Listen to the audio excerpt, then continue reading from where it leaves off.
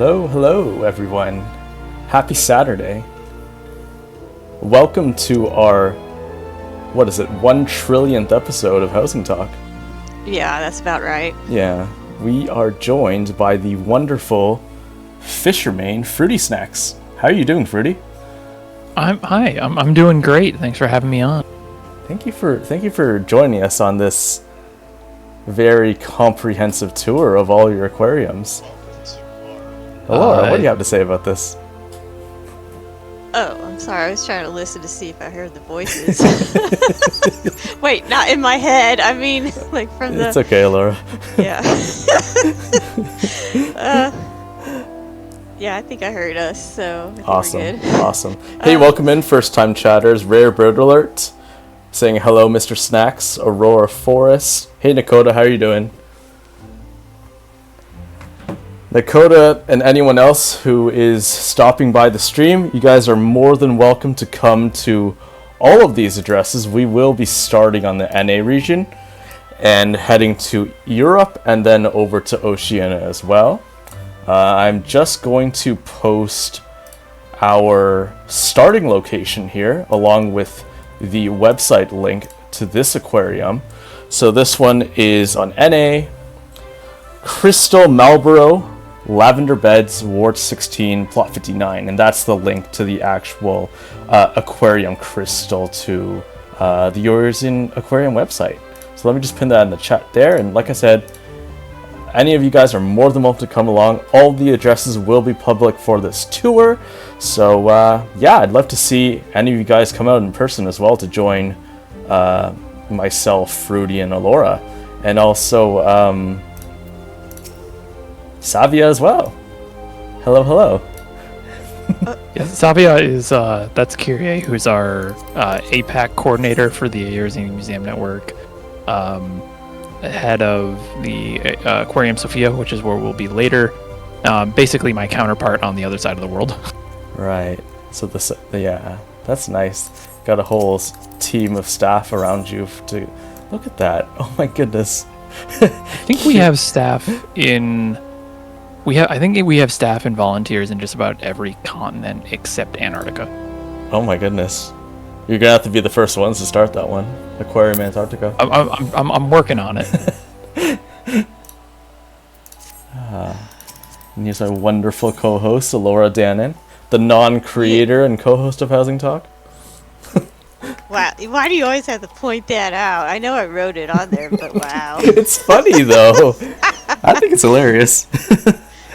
I'm sorry, I was trying to be talkative, but it's like, I don't know why chat's not showing up for me, unless like I'm in mod view. But I finally got it to show. I don't know what's going on. That is weird. Yeah, mobile sometimes has weird, like I'm always running it pretty much primarily through PC, but I know sometimes the mobile version doesn't have, it's got its limitations, so. Did you block me from chatting or something? No, I did not block you from chatting, man. I would not do that. Well, maybe I wouldn't, but... Okay. Anyways, yay, we got Fruity. Yay. And the aquariums today. Woo! So much fish. There's so much fish. Yeah. We need to learn some fishing tips from you, I think, Fruity. Like, we do, like I said previously, kind of off-stream, we do have our fishers to 100, but that's not... that's only the beginning. Like, I'm sure there's many more fish tactics and fish tricks that can keep us on our toes. Well, in the guide alone, there's about 1,707 fish you can go for. So, like, God, dear God, there's nothing really, huge about that at all. You can just knock that out. Wow. For legal reasons, I am very much joking. Well, at least we got something else to do, Alaura. Now that we've finished most of the raids, we can head on to fishing. I finished the sightseeing logs finally, so Oh my God, yeah, Alaura finished every single one since ARR. It's insane. Ooh, absolutely insane. I have issues when I get obsessed about something. Well, before we go in and start, I just want to give a huge thank you to all of the followers who followed our channel off stream since last Sunday. I'm just going to read off the list here. So we've got, oh my God, this is a long one. We have got Zakuro Luko, Hollowed Wish Fox, Novelist 0119, Pancake Sauce, Snake on Bread, Blue Moose 13, Fruity Snacks, Boogie or Not, Eumeria, Glitchy Smiles, Zerkel, Zelda Tank, Plutia, Faye, and the Case Lock. Oh, those are all very interesting names. We've got a wide variety of followers, and I'm sure some of you guys are not just from the Housing Talk scene, but you're also from the DJ scene as well, because we actually have quite a bit of followers from the music scene, and some also DJs as well who have followed from all around the world. So we really appreciate the diversity and how much joy that our Housing Talk designer interviews and studio tours bring to everyone. Like, we're just really thankful to have such a wide range of audience members from all around the world and all facets of the Twitch streaming community. So yeah, thank you guys again for giving us those follows. And we got some people coming in. More people. Oh, hey, Heldari Akagane, one of Noah Saitoshi's lovely staff members. Noah Saitoshi's a housing designer and DJ that we brought on a few weeks back to kind of go through all of his nightclub journey and his stream career. Thank you so much for coming by.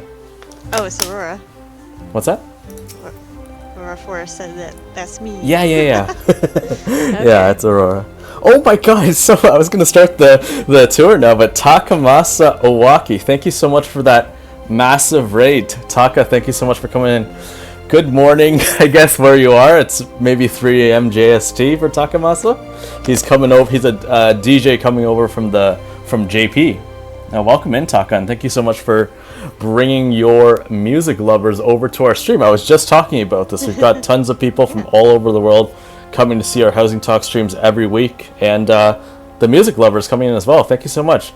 Mura, welcome in, first-time raider. Taku, first-time raider. Thank you so much for coming in, guys. Yay. We are actually just about to start officially our housing tour of... officially. Yeah, officially.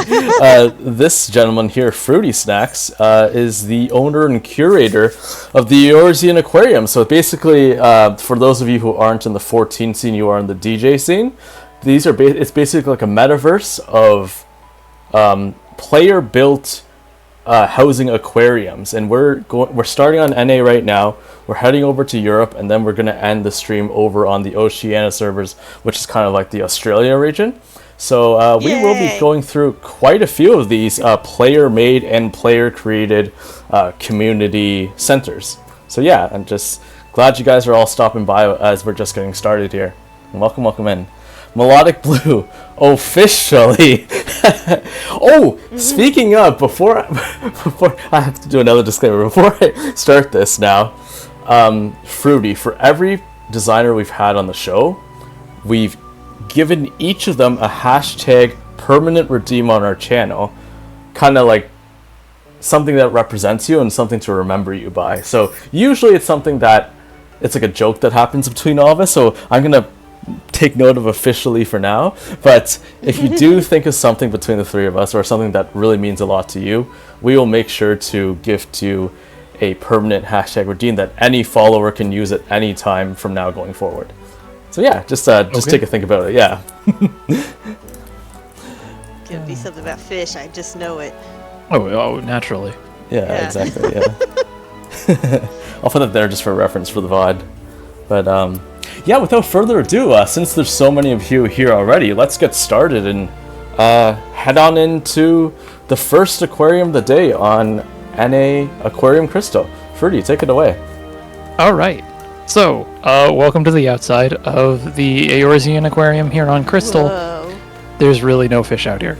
Honestly, the really standout thing here is the deck in the back, which is intentionally floated over the edge of the water because the way that it is set up, you can actually fish from it. Oh wow! That was one of the original reasons Wow. why we just put this deck here is so that you can fish there. I don't even think you can even use the entire thing. It's because of the perimeters. Right. But this is a plot where you can fish from, and we've done that, a few times for some of our events.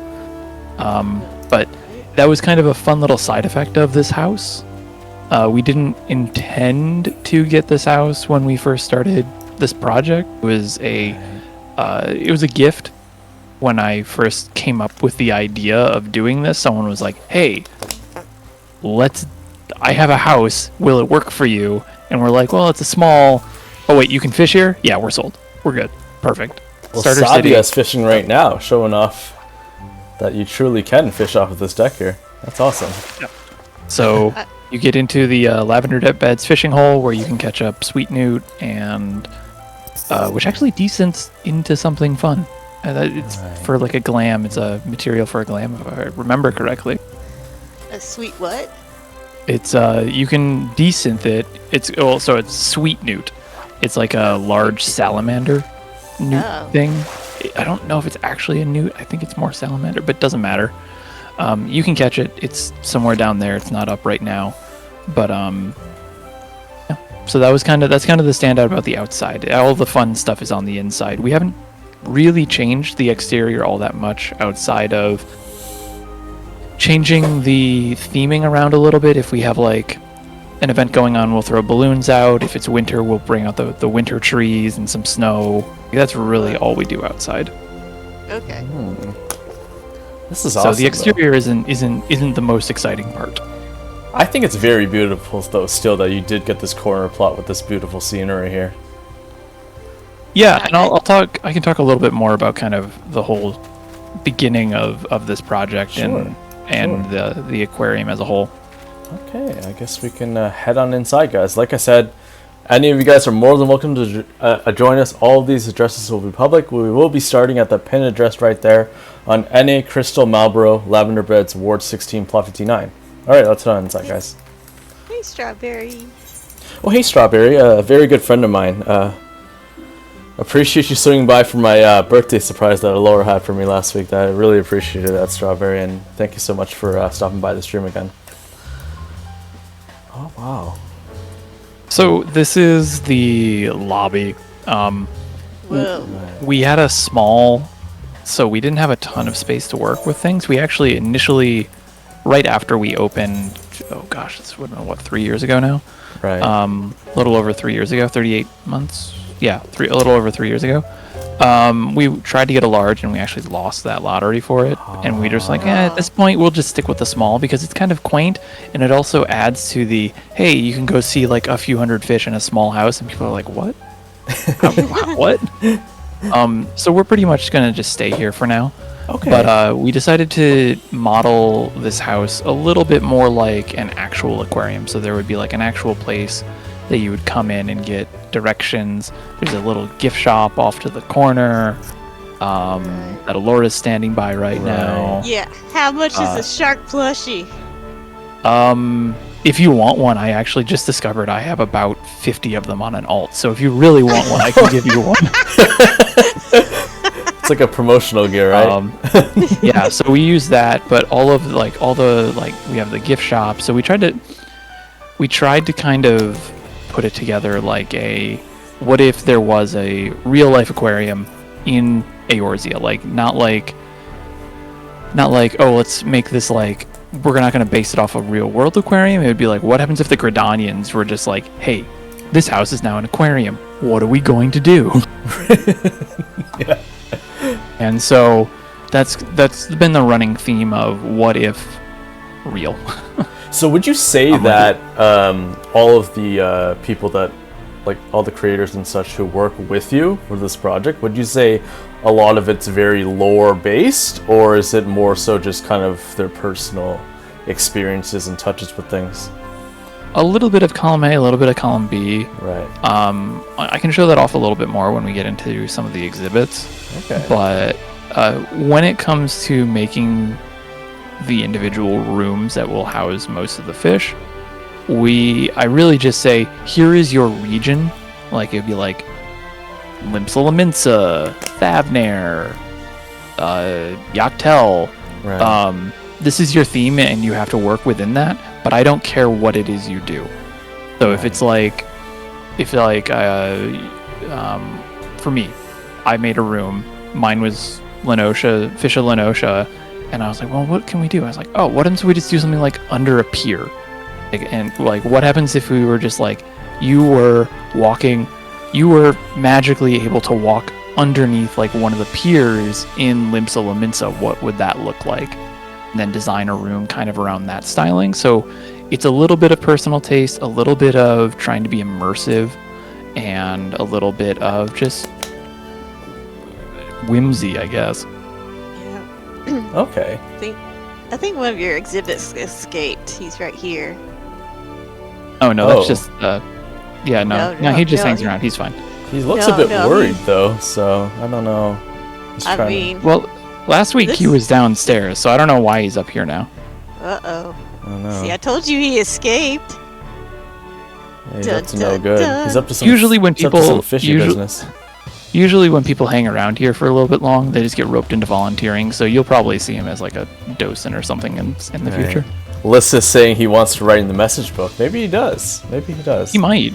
And we have a stool for him, so he's welcome to do that. But if we want to head downstairs, sure, we can do a quick jaunt down here to the wall of fish. Oh, you weren't joking. The wall of fish. No, it is the wall of fish.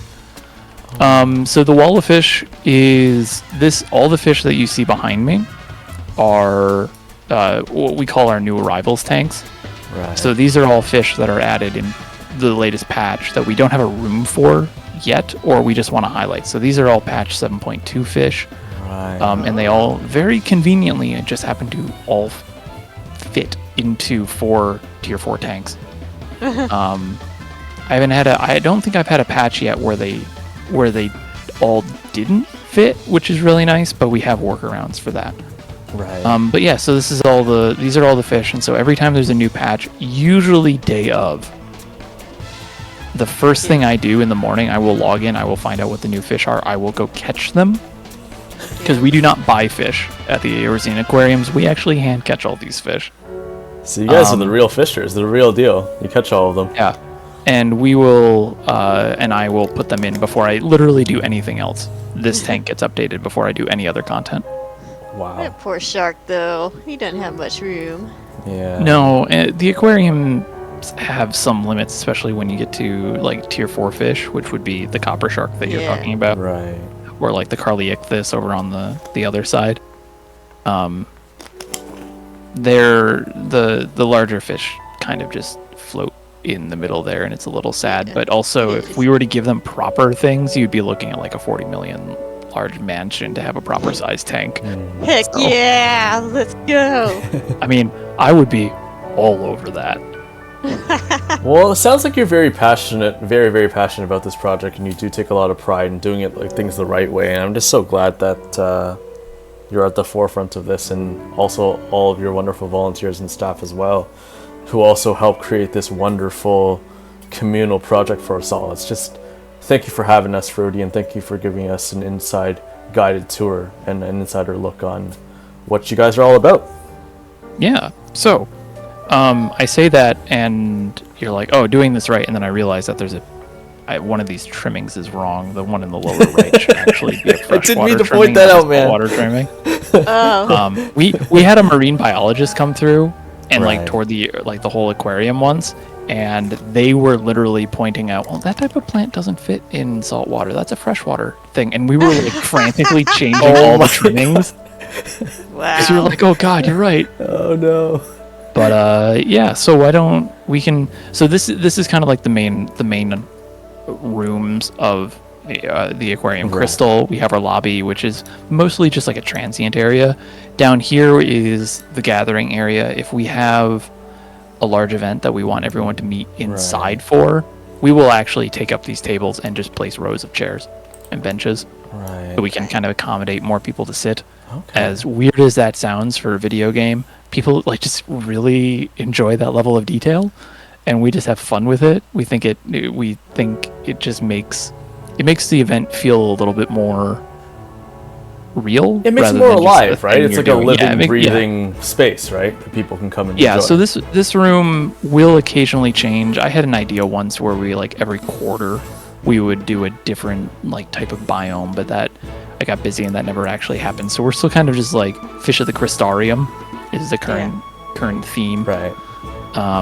Maybe in the next few months I might swap out some of these prints for like, or do it like some light retheming for like Fish of like Ultima Thule or something like that. Right. That's good that you guys keep an active watch on that. I kind of change them out here and there. Yeah, the one thing that if you need to know anything about hardcore fishers, even mid-core fishers, or even some casual fishers, we're very detail oriented. There's a lot of, when it comes to fishing in 14, there's a lot of misinformation or like misunderstandings of how it works, what things do, and so we're always actively trying to be like, well, actually this is how that works, and it's a whole lot easier than you think it is. Not because not to necessarily be like a bunch of like nerds, like, well, actually, it's more to be like, hey, fishing isn't as bad as you think it is. Right. I think there is a. Oh my god, Alaura! I think there is like a discourse out there where people are like, oh my god, why would you want to like fish all day? Why would you want to craft all day? I mean, like, oh, it's chill as hell. Yeah, like, I mean, my background is like a full rating background, so I was kind of one of those people, aka per se, back then. But like, once you try something and you end up enjoying it, then you end up enjoying it. If you don't, you just do something else. So that's why I say, whether you're a housing enthusiast who's watching this stream, someone who has never seen any kind of housing stuff, or been involved with any of the crafting communities, I think this is a very good opportunity for everyone to at least have a first glance and a first look at the three of us, since we've kind of been in our communities for a few years now, quite a number of years. So I think it's just a very good first look at and a first glance at something possibly in the future that could be new for you and a new hobby for you to enjoy as well. So yeah, and as Kyrie is pointing out in chat, there is a big overlap between fishers and raiders. In my opinion, the Venn diagram of fishers and raiders is basically a circle. Yeah, there's a lot of min-maxing, like as you said, and also a lot of specific things that you have to do that is quite like our mechanics as well. So yeah, and when it comes to fishing, it's like each fish is like a mini trial, and there's strategies that you have to apply. Like, we have our own joke about limit, like, well, I don't know if we have our own version of like the limit cut meme. Oh my god, I can't. I want to see that. So it really is like, oh, what's this mechanic? Limit cut. Oh, what's this fish? Oh, it's just slap and chum. Oh my god. Really simple. But yeah, so we want to head up into some of the exhibits. Yeah, I do have a list here of a few of the rooms. Let's head on to room number 5. The description says here it's an old school / casual build. So yeah, let's just head on upstairs, guys. I'm gonna win. No, I'm gonna win. Well, maybe you'll win. Oh no, I think you might win. So as you go through this, you will see that we have 36. Yeah, look at that. Current private rooms right now. These are all what we consider our exhibits. So each one of these rooms has, with the exception of 2 rooms, and we'll get to those in a minute. I'll mention them, but I don't think we're going to see them today. Okay. Well, if you guys do have the time later on after this stream, you guys are more than welcome to see the rest of your rooms on your own time, as they are all unlocked right here. So let's head into room number 5. Yeah. Wow. So every room that we have, with the exception of I think 2, they all have 4 tier 4 metal tanks in them. And we specifically use metal because they are slightly more slim, so they're easier to hide, but also because they are the only type of fish tank in 14 that can be dyed, so we can have different color backgrounds. Oh, I see. Ooh, that fish has a snack. Oh my god, that's so cute. Yeah, that's a funnel shark, also lovingly known as the pog shark. The pog shark, which was a term I think Shenpai coined when they came through their first time. Right. Just walked into the original version of this room, just saw that fish and was like, pog! And just kept going, and it just stuck. Yeah. So that's the Funnel Shark, and this was one of our original rooms, and this actually is the second version of that. After when we first launched, all of our rooms were following a very specific template because that was like the only way we were going to be able to add any sort of consistency and make it easier for people who weren't necessarily housing enthusiasts or comfortable with housing decorating in general. That was like the only way that we could really bring them into the fold easily and kind of onboard them a little bit so that they would feel comfortable making these rooms. And after launch, after we opened on, May 1st of 2022, I'd do some math. And we started getting like really popular, and people were like, "Whoa, this is so cool!" And we started getting a lot larger of a budget per room. Nice. And so basically, after things grew, we were able to basically just say, "Hey, if you want to update your room, go for it. We'll foot the bill." And so this was one of those rooms that did that. And so we'll have, if you look at some of the other rooms, you'll see the kind of that old repetitive template, and we still use it today. And it isn't like we don't ask people to shy away from that. We actually think it's a good template. That's why we used it 27 times for the initial build.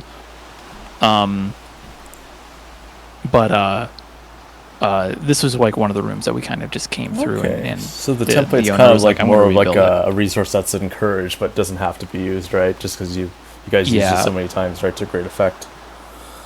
Yes. So every room has basically, I think we were talking about this before the show, but whenever someone is making a new room, I will give them the region that they're basing it off of, and they can kind of theme it however they want as long as it's within that region. So if it's like Fish of Yachtel, that was it. Like you can do whatever you want within like that Yachtel theme. It's like appropriate for whatever you think. Right. But the other thing is it has to have an orchestrion playing thematic music.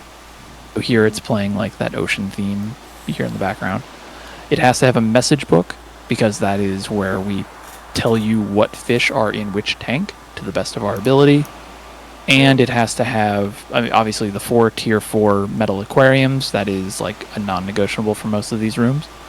And then finally, this room doesn't have it as much because I think this room, the renovation for this came in after we implemented it, the requirement. But all these rooms also need to have some way for Lalafels to be able to step up and be able to look at the aquarium in first person. That's right. And be able to see things properly. Yes. Because when we first initially opened, we had a Lalafelian group come through, and they're like, "Hey, this is great. We don't like having to look up all the time." And we're like, "No, we could just add some step stools. That's easy." And I think literally, like within the next week, we went out, gathered all the materials, and then just made like a few hundred step stools. That's right. Awesome. We hate looking up. Yeah. You like looking down though, Alaura, right? A lot, so that makes sense. Well, I look down on a lot of... I'm just kidding. I was just going to point out what you said about the orchestrions. Like, if anyone knows this by now, Alaura and I absolutely do not like it when you guys don't put an orchestrion in your housing build. Guys, an orchestrion really, really changes the whole dynamic and ambiance of a build. Like Ferdy was mentioning before, it creates an entire ambiance and makes it a lot more immersive. So when people do come visit, they do actually feel like they're in that place. So guys, I can't stress this enough. Orchestrion. Just think about it. It just makes your build that much better, just having the orchestrion in there. We had a little trouble during Endwalker, towards the end of Endwalker, when we realized that all the like final rooms that we wanted to do for all the zones, all of their orchestrions were locked behind like gemstones required by MSQ and were untradeable. Yeah. I'm not going to ask somebody to make an alt, decorate a room, and then keep going for another few hundred hours of gameplay just for an orchestrion. So we have a couple where we had to... where's the dedication? Come on. Oh my God. Some people are, and that's fine. Like, I'm not going to stop somebody from doing it, but I don't force them. Yeah, to make be it like well, for sure you have you're to. Doing, yeah. I know. Just kidding. You're doing a dawn trail, and you want an untradeable equestrian. Well, you better get there. We don't do that. We find another way. Chop. No, I'm glad that you have a lot of openness and versatility to that as well. So it just makes the whole experience a lot more fun and enjoyable for everyone. So. I just want to point out this quick little thing here, Fruity, that now that you mentioned having the message book there, I like how that in each of your descriptions you have something that's true to that room. Like, you've literally got every single fish that's in all of the tanks. Southeast, southwest, northeast, northwest. Yep. We do our best because the character limit is a little strict. And some of these fish are very wrongly named. Yeah. So we do our best to get them all. I think most rooms will have them, but it's that's our equivalent of doing plaques, right? Like you would see at like in an aquarium. As soon as we could add like text elsewhere, we would probably start doing some replacements. But for now, like, this is kind of what we're stuck with. Right. The book is full too, so we can't sign it. Yeah, so that's the other thing. A lot of these, especially in the earlier rooms, because it was 3 years ago. Yeah. Some of these players, they don't play much anymore, and so we're fine with that. Especially because, like, this room, none of the fish are going to change in this room at all. Literally, the only maintenance that they would have to have is the message book. And at this point, I would rather have a full message book than an empty message book. Yeah. And I'm not going to be like, hey, could you come back and do this? So we don't really care too much about that. So you'll find a few rooms where the message books are full. We just encourage you instead to leave some likes, which you'll see there are many among all of these. Yeah, we try to put a comment immediately as soon as we go into any kind of room and kind of put a very special comment that we never use for all of the message books. So that'll be a little difficult here, but at least in these older rooms, especially if the players aren't necessarily playing as much. Right. That's the other thing too. Just want people to know we appreciate their yeah, but it is really nice to see the whole history. I mean, this is going back to 2024 that this is filled up. So, like you mentioned, that's been emptied a few times. And then that's just it too. This like was a room before, from this was a launch room. Yeah. We keep track. We keep track of all the message books. Like, literally before we clear it out, we screenshot every page and post it in our Discord. Wow. So we have an archive going back. I think we have an archive going back from launch of literally, I think, every message that has ever been said in these message books, with the exception of a few because they were just inappropriate. Oh no, that's not cool. It was to touch on that slightly. It was extremely weird when I had to publicly ask people to stop doing adult things in some specific exhibits for some odd reason, and we were just kind of like, it's weird. It's kind of weird that this has happened at least 3 times in this one specific room, right? Oh my god! Why is it this one room? So I had to put that out, and that was honestly got a laugh, and then we stopped having issues with it. But that's awkward to even brought up. It was weird. But this is the thing. When we launch, and while I'm talking about this, we want to move on to the next room? Yes, we should. We go to, I think it's 11? Yeah. 11. I just put robot down because you sent a robot emoji. I'm not sure what it was for, but we'll see.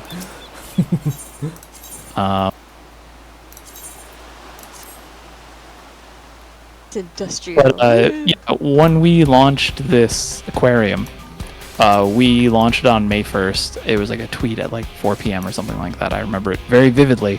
And I was like, hey, if you want to see all the fish in a single house, come here. I had like a little trailer that I did. And we were like, maybe we'll get like 50 people over the next, few hours, and then we can call it a day, and then we can just move on with our lives. We got 50 people within the first few minutes. Wow. Oh my goodness. We estimate within the first 24 hours at least 1,000 players came through.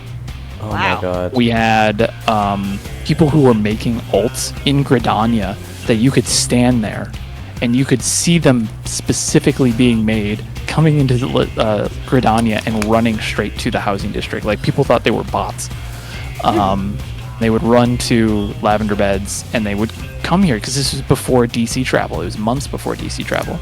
Oh. And so people were just making alts like, here for fish, also here for fish. Like, that would be, that's all they would do. And people were making just aquarium alts to come and visit. And it was probably, like I said, about 1,000 people within the first 24 to 36 hours. Experience to have it, like, witnessed. Oh my goodness. Yeah, there's VODs around of night of the day of, and there's like a genuine stream of people just coming through. But the one thing that was nice about these aquariums, and the way that we have it set up, is we don't have to worry about the housing cap and like the population cap, because it's instance based on the room. Right. So everyone's going to be in the individual rooms. They're not going to be like separately too, not all at one time, right? So yeah. So we, in theory, could hold in this aquarium at the time. We could theoretically have held a few thousand players within the house, technically, at one time. Wow. But anyway, so room 11. This was an idea where we were thinking about Fish of Dravania. And the idea came up of, well, what happens if the goblins made an aquarium inside of Alexander? I love it. This is so cute. I know. And even the little gobby little helmet as well, like from the Idleshire, right? All the Heaven's Ward material. That came later. That was that fish's sunken mask, and it's caught in ocean fishing. Yeah. I get gotten that it one. Before, yeah. Yeah, and the bear face is the fish above it. You actually have to catch the sunken mask first to then get an intuition that allows you to catch the bear face above you in the print above. Wow. But and the lore behind that is you catch the mask and rip it off its face, and then it tries to get it back. Oh. That thing's kind of ugly, so I would want my mask back too if I were him. That is really cool fish. that you make it, and even in that way, even as designers, just having that kind of transition as well really tells that whole story. That's really neat. Yeah, and this is all fish lore. Like, this is like canon. This isn't stuff we made up. We're playing within rules that were already set by like Square Enix and their writers. So that was kind of the plan with all of these specifically too, is that we kind of stay within lore accuracy. That's really awesome. Alaura knows that I'm super, super big on lore, so this checks all the boxes for me already. And I love the Alexander raid, so also another great time in FF history. Yeah, we beat Alexander. Woo. Yeah. So that's this one. This is another one of our older, like, this was another one of those builds that got refurbished after launch. Because we were getting so many donations from folks, we started having that budget to come in and be like, all right, make these rooms. So some of these are just like, some of these themes are like, we can do this now, but we couldn't before because we couldn't afford to, but now we can, so let's do it. I think the initial budget for the entire aquarium was at launch like about 25 million gil. Wow. To cover all of the rooms, cover all of the decorations, the lobby, the exterior, that's like not much. Shell. No, it isn't. And we made that back like relatively quickly. Right. Like first night in donations, that was made back, and that's when we were like, okay, cool. Everyone's going to get uniforms. Everyone's going to be able to refurbish their rooms. If you want the ADS module, that's going to cost us like 5 mil. Give me a good reason to, but we can probably make that work. Like, those types of things were starting to happen. Yeah. Wait, Alaura, did you see my message? What? No. On Where? Discord. I mean, sure I did. Okay. But yeah, no, that's really awesome to hear from you, that there was just so much, like, an overwhelming amount of support from the community right from the get-go, and it just, obviously it's still going strong to this day because there's several people who come out to look at these things. So even to this day. Yeah, I think we still get a good amount of visitors, like I was saying before, because it's because it's a bit of a downtime. We see an uptick in visitors because no one's working on raids, no one's doing Occult Crescent, that type of thing, or they don't feel like doing Occult Crescent, I should say. Yeah, we didn't even step foot into Occult Crescent, but Alaura did get some Occult Crescent items already. She made a surprise build for me for my birthday last weekend, and yeah, it's just nice to have other content to do. Like, not everyone has to, like I said, be a raider. Not everyone has to be in housing, but as long as you're exposing yourself to like a new part of the content, then we're more than happy to have anyone like that in our community. So let's see what our next one was. Did you say Boja? Yeah, we unlocked Boja. We didn't want to at first, but what's the next room we got here? Let's see on the list. Okay, we're gonna go to room 28 next. Room 28. Because the creator is standing right next to you. Oh, that is the next one anyway. So Thavnir build. Oh yeah, I noticed someone walk in, but I didn't want to cut you off, Ferdy, so I just targeted them to show them off. Whoa, for once. Yeah. So this is a Rare Bird Alert who you've seen in chat and who's standing here, Zin. This is their build. Basing it off of, Razatan, getting that whole nice colors in. This is one of the final fish. All the stools, yes. Yeah. We have all the stools. Is Lala approved? Yeah. Zin, do you have a thing in here, or were you on the list of people who? I'm asking in chat. I have to go back and look here. We're currently in the midst of adding some stuff. You're on the list, okay. I may have accidentally picked rooms that don't have any of them, but some of these rooms, at least half of all of the rooms, have a hidden stuffed Namazu in them. Oh. And I didn't point that out in the previous ones because I don't remember where they were, but we're working on getting the last of the rooms with folks who are able to add stuffed Namazus. Zin, I will say that there is one in storage if you want to go grab it and just toss it in now. It was always there, right? Yeah. Yeah, so that was one of the things that we did when DC Travel opened up, was we added these stuffed Namazus to the room. We did a little scavenger hunt event to encourage people to come from the other DCs to come in and visit and explore. And this was before Dynamis even, I believe. Right. So we did this, and then people just really liked it, so now we just try and add them. That's a super cute touch also, to also add another kind of side challenge to it as well, just to keep it fun for people, keep it fresh. Like a little meta thing, yeah. Yeah, exactly. We get it's not a constant number, but it is still a notable amount of people will come in and leave a message saying, I can't find the Namazu in this room. It's driving me nuts. And I hate to say it because sometimes there isn't actually one in the room. Oh my goodness. That's what we're trying to fix. Yeah, that's right hilarious. now. But I wouldn't fix it. I'd just be like, ha ha ha. There are some folks who have come through and they're like, I don't think we even tell anybody. I forget. I don't even remember. I think it's better not to say anything.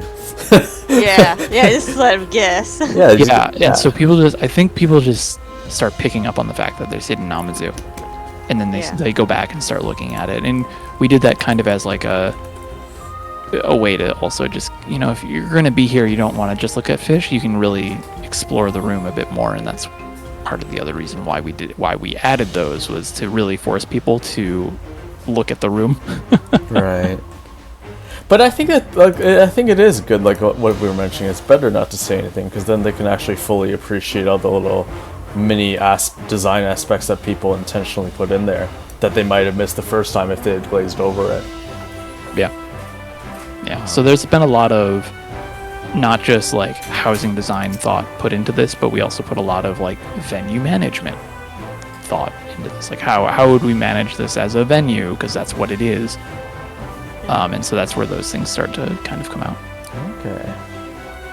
It's a beautiful room. Yeah, I love the long curtains. It definitely adds a bit of like a lot of height to this to kind of draw your eyes up to those fabulous frames up there as well, and also the chandelier as well. So very Thavnerian, true to Endwalker lore here in this room here.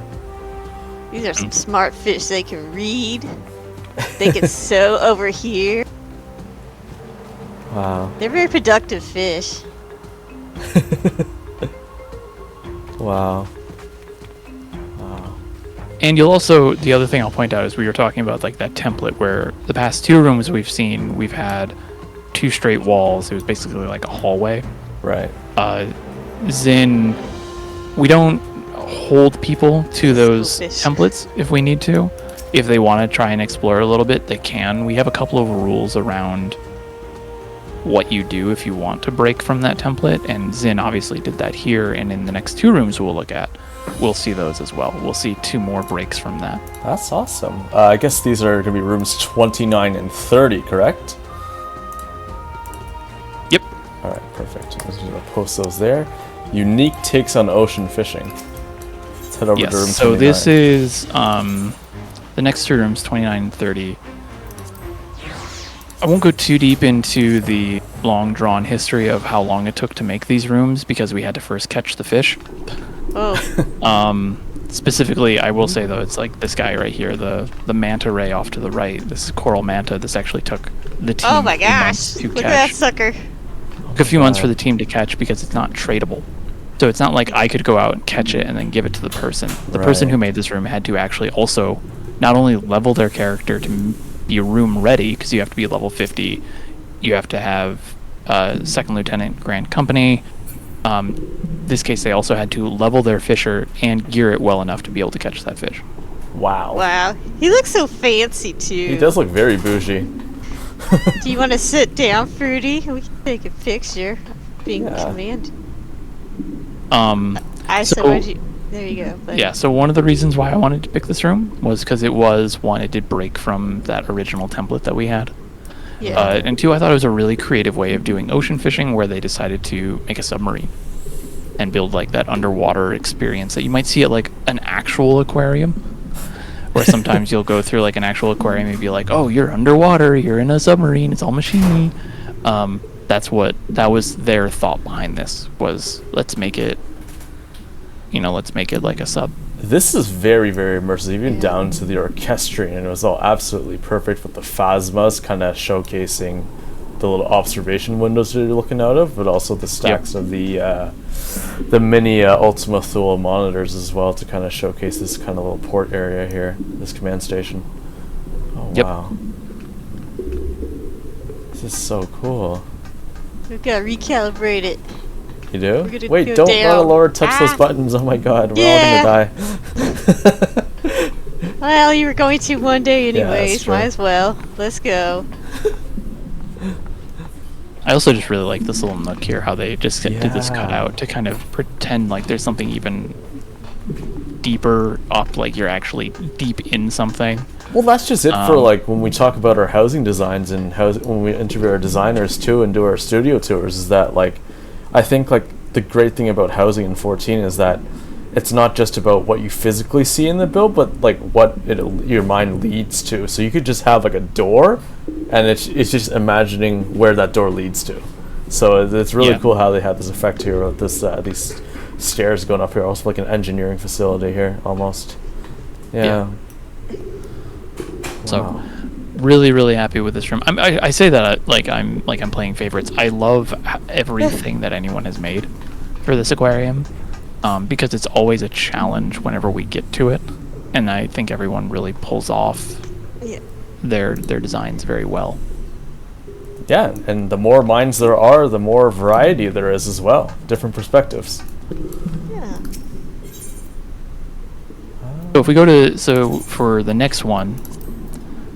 This was made by this person. The person who made this room, this was actually made by their partner. Right. Okay. So one of the things that with ocean fishing, we had so many rooms. Like we have 5 ocean fishing rooms because there's so many fish because of how that was broken down. And by the time we hit this room, which is room number 4, it was like we're kind of out of ideas without repeating. And so what Bruni, the creator of this room, decided was, why don't we just make a lighthouse? And then it was like, well, what's the most notable lighthouse in Final Fantasy XIV? Technically, Pharaoh Sirius. And so that's why we have that the Pharaoh Sirius music playing. You have the yellow crystals and the yellow glowing plants all around there to represent the aether, like the crystallized aether that's built up around Pharaoh Sirius. Oh, yeah. In the dungeon, yes. Yep, and then kind of built out that round feeling here of like what an actual lighthouse would be. Wow. Yeah. The phasmas also add a lot of nice, like almost haunting lighting like you see in that dungeon as well. So that's a really nice effect. Wow. Yeah. Holy crap. I got goosebumps as soon as I heard the music walking in here. Holy jeez. Yeah. The whole back fish for this was the turtle over here. This is Sothis. This is another fabled legend caught in the area around Pharaoh Sirius as well. So that just kind of played in with how we wanted to really pull that out. Oh my goodness. I love how these rooms are all so lore heavy, but it's also so much the personal perspective of this designer as well. Like, you guys just have done such a fantastic jobs on the first few rooms that we've seen here already. Like, this is absolutely incredible. We have so much more to see on the annexes in the other regions. This is mind-blowing. Yeah, seriously. I think between every... I should have counted this before today, but between all 5, technically 6 buildings that are within like the aquarium group, we have probably close to 75 to 90 or so unique exhibits. Wow. So guys, like Fruity said, after the stream, you guys are more than welcome to come to any of these exhibits to see for yourself each individual additional rooms that they have in all of these aquarium spaces. Yeah, and seriously, like bring your FC. We have a lot of people who come in all over who are like, hey, I brought my FC here. I think we've had like recurring like yearly tours from certain groups as well, who will come back and they'll be like, hey, we were here last year, we had a ton of fun, can we come back? And we're like, yeah, we're always open. Like, did you say seriously because of Pharaoh Sirius, or is that just me being nerdy? Yes, of course. Laura's just rolling her eyes.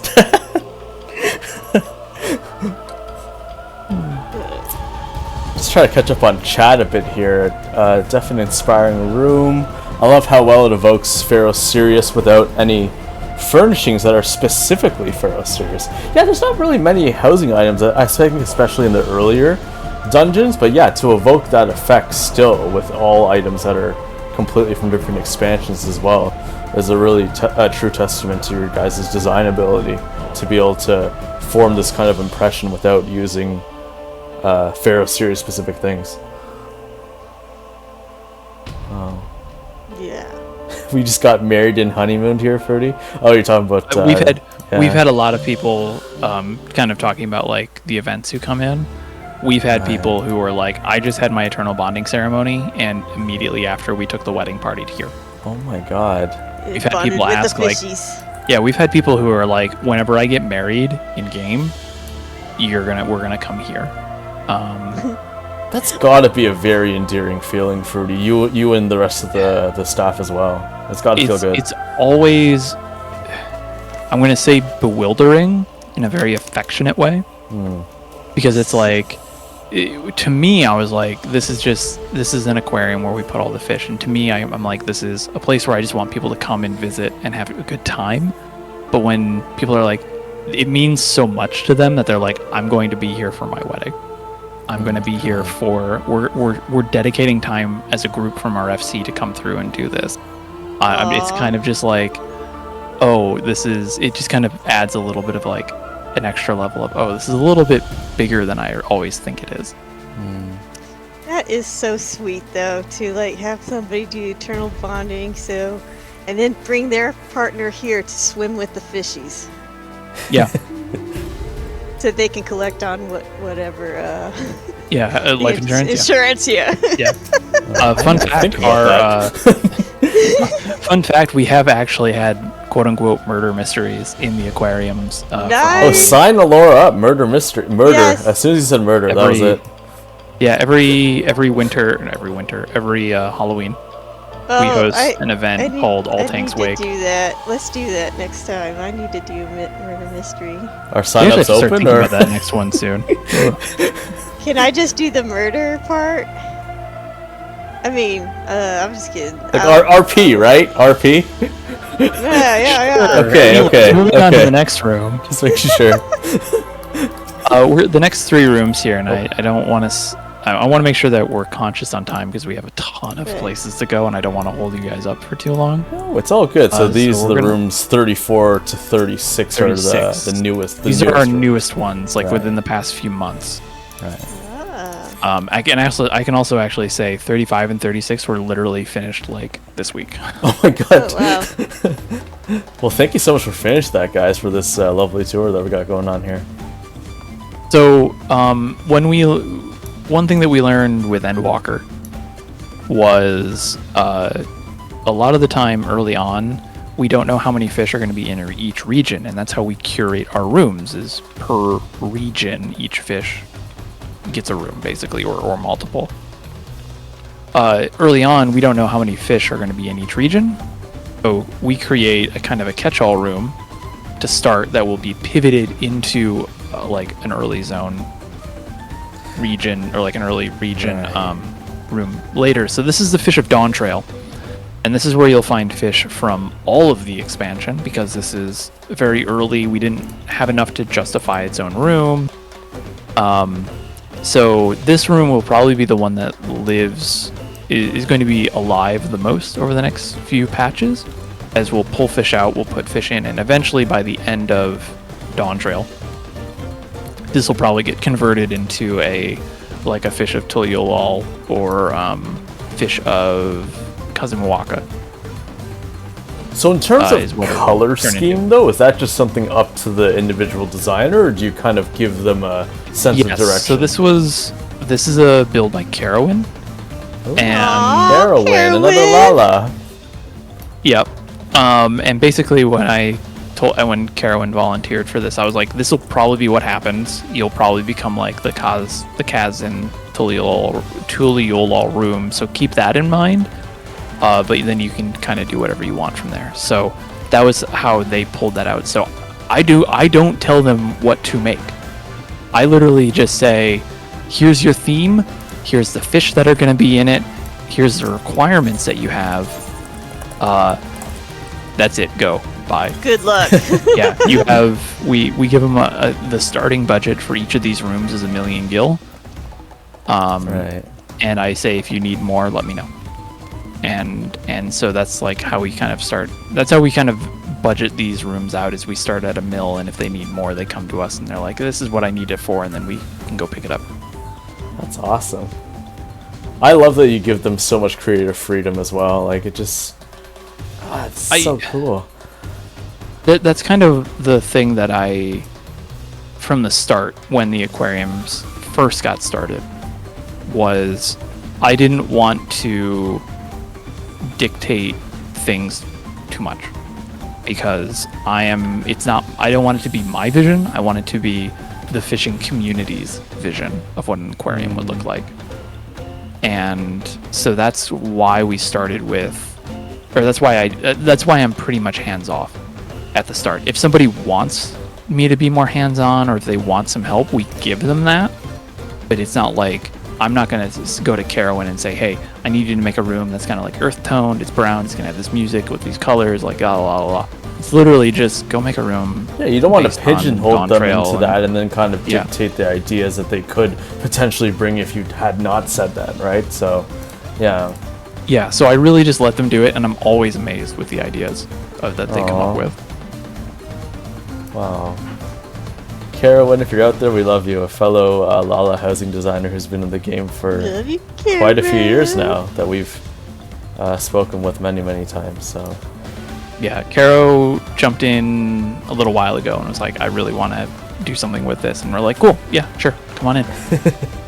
We pretty much, if anyone wants to volunteer to make a room, if we have, like when we need a room, which is usually every patch, we might need one or two, I'll put the call out and then people can kind of just volunteer. Is that a place where they can find it? Is like a Discord or a website that they can go to for that?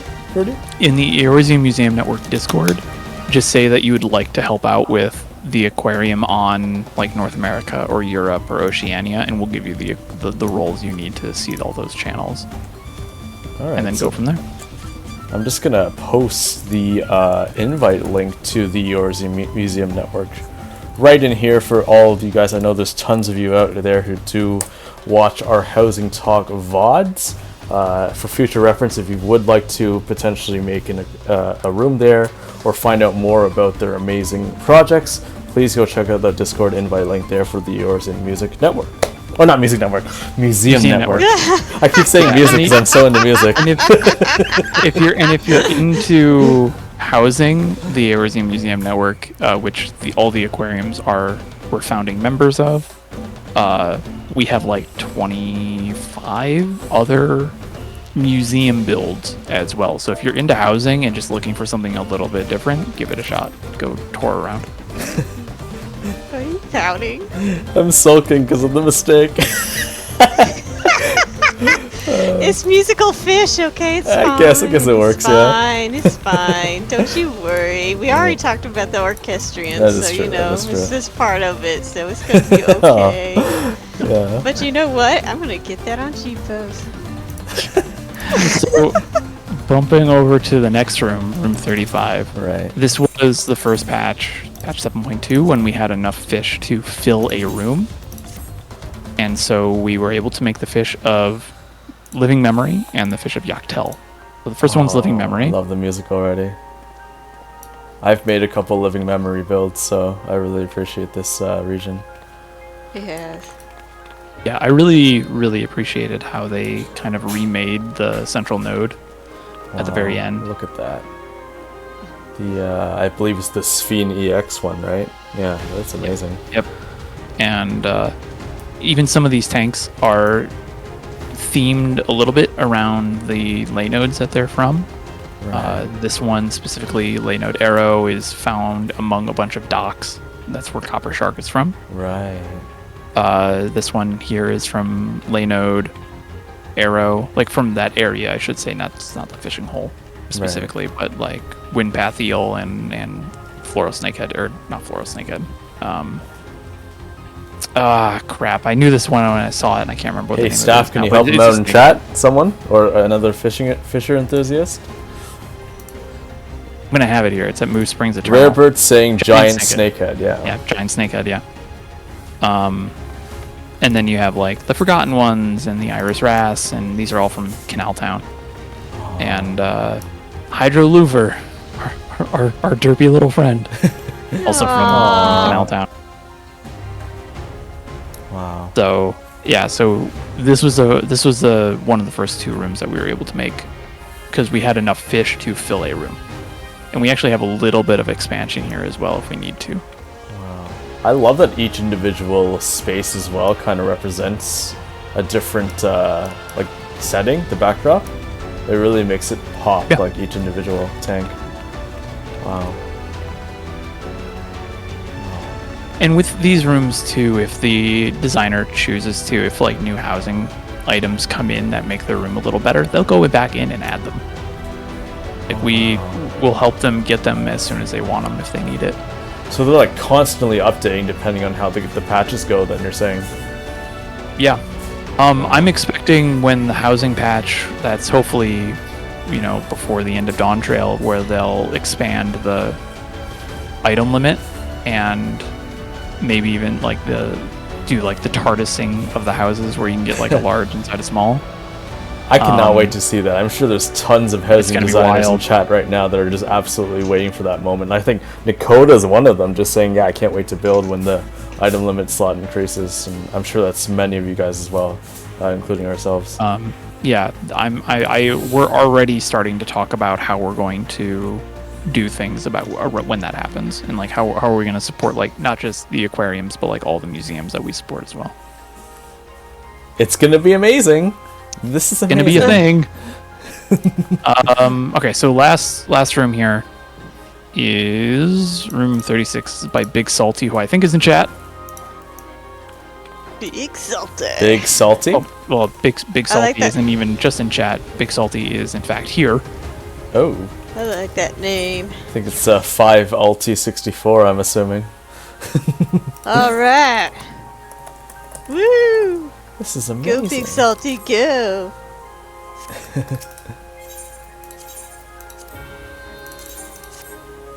Fish of Yaktel. Another beautiful zone in Dawntrail. So when Salty, when I first was like, hey, we need these 2 rooms, Salty was like, hey, I want to do this room because I have an idea for it. And I'm like, cool, go for it. And that was about as far, and going back, that is as much guidance as I gave Salty. Was big man behind Big Fish House. bigfishhouse.card.co.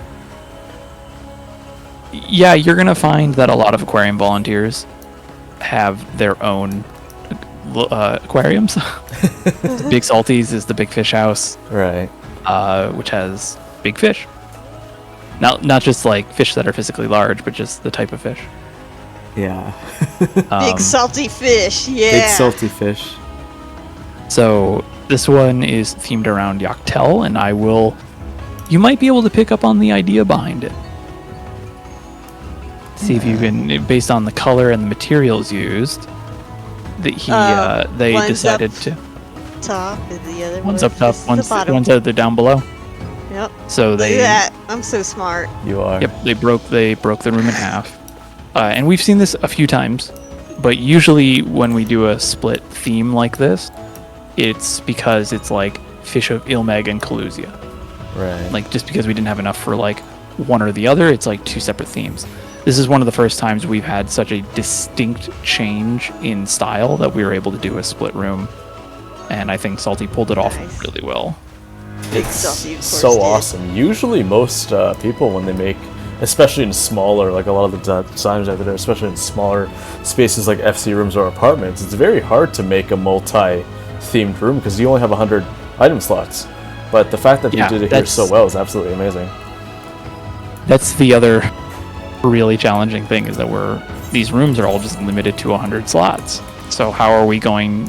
You have to be really careful with how you use your space and use your item. Big Salty's going to need a lot of your guys' love because he's only got a few comments here and a few likes. I think considering how big of a challenge this was and doing it so well, like I'd love to see more of you guys come out and support and go visit his room here along with all the other builds in this aquarium. I may have forgotten to mention that you guys are the first people to actually show it. We haven't announced these rooms This yet. is a housing talk first. I'm so honored, Big Salty. I'm going to grovel.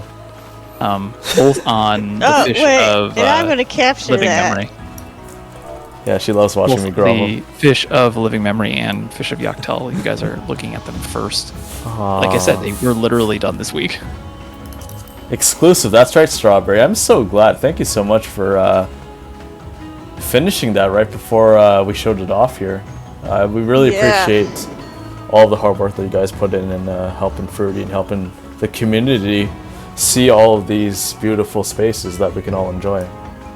Right, and definitely visit Big Salty, because if you think he's like salty now, wait until you don't visit. Oh my gosh. Oh man, yeah, you're right. Yeah, you gotta saltier. take that advice from Alaura. I'd take it too as well. I mean, look, he's huge. He's gonna put some hurt on somebody. Yeah, I love the cosmic exploration. I think the pants, right? I think so. Yeah, of course. Yeah, that's the vacuum suit pants. I spent enough time in cosmic exploration on that moon.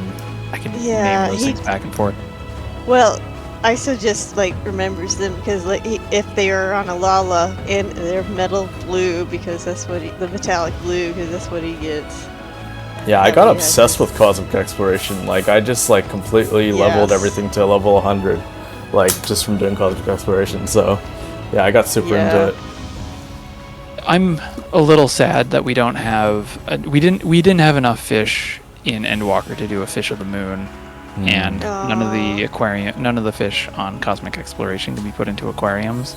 So that's like the one thing that I really wish we could have done was like the fish of Mare Lamentorium. But that might have been more of like an annex build, which is next if we want to spend like 15 minutes. Yes, really we can, Fruity. I more than want to showcase whatever you have. So. All right. I am trying to be conscious of time because in order to just get through all of these rooms, if we were to do every single one of these rooms, it would take hours. It would be like a 72-hour stream probably, so. Yeah, so I don't want to like rush you guys. I also don't want to rush me because I want to make sure everyone can see and bask in this. All good for I also want to make sure that we're not wherever you want to go. If you want to skip some of them as well, perfectly fine with that. So we're gonna head down the hill here. So this is the new address that I will pin in our Twitch chat here. It's Annex Crystal on Crystal Marlborough Lavender Beds. Same Ward 16, but plot 47, just the neighboring house down there. The hill, yeah.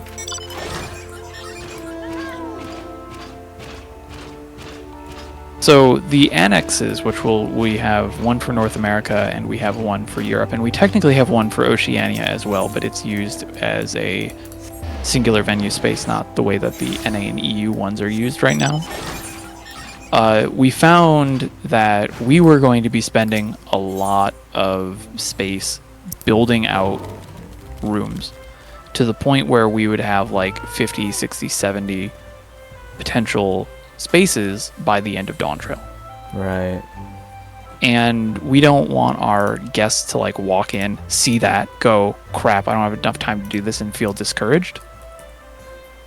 So what we decided to do is split them off into these two buildings, and that's why we created the annex. So these are fish-themed exhibits that aren't necessarily displaying all the fish of a specific region. It's speaking to fish of, like, fish that were impacted by the calamity. Oh my god, that's just up our alley. Like, I'm a heavy ancient lover. Ancient as in Elpis. Elpis, Amarat ancient. Yeah. He's an ancient lover. Ancient lover. Yeah. So like we have that. This was kind of like more of like our also experimental exhibits, because like we wanted to do some exhibits that were a little educational, like how could we figure that out and do all these things. So there's a couple here that I want to look at. Sure. Really quick. So we're going to look at the first and the last room, just to save some time here. So room number 1 by Liara Halperton, a lovely that's right, Lala housing designer who's been in the community for quite a number of years, and who we've worked with, who's actually been on Housing Talk twice now. She had her first designer interview back in late 2024, and then back again earlier this year for her Paisa Village on Primal.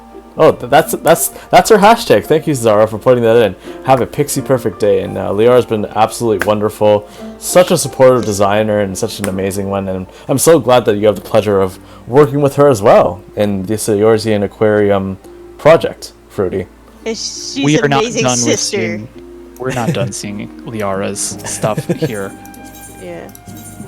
In our backyard is her greeting. Yeah, so we wanted to make a room about the fish of lavender beds. And so we were like, fish in the backyard. It would be really cool if you would do something like this, where, it'd be like two separate spots. Right. You come into this room where you're like, I'm in a room. And then if you open the door, we actually have the backyard. Oh my god. And Liara, I think, did a really good job of building this out. Holy crap. All the fish that are caught in lavender beds are on display. And one thing that was not necessarily initially planned, but Liara kind of pointed out, all the fish that you see in the indoor ponds, the housing, are you to craft these, you need to catch tricolored carps, which are caught in lavender beds. Yes, they are. I get them all the time, so I can make the indoor pond. So this was kind of that fun take on being able to display that. Yeah. I love how she used these portraits as fishing signs as to what's actually in there. That's a really neat housing designer trick to float those signs up there like that. We've done that a few times with some other places. One thing we didn't look at was our touch tanks. We have a room that is basically themed around a touch tank. Because that was like the number one thing people wanted when we opened that we didn't have. So we pulled it out within a week. And if you notice on these small frames, these are the small, there's 4 sizes of fish frames. These are the small ones. They have these little nails in them, like the hooks. What we did over there was we had maps of Eorzea, and we would put the fish print on that frame, and then we would put the pin where that fish was from. Oh, wow. And so that's a little bit of an expansion on this on that idea. Wow. I like how passionate everyone is in this project. Like, everyone's so willing to make any kind of change necessary to make this an even more communal space than it already is. Yeah. One of the original idea, the original thing that I was thinking when I was like, I want to make a fish build, was I want to make a place that's like a true fishing guild for players to come and get gear and like bait and tips and just hang out.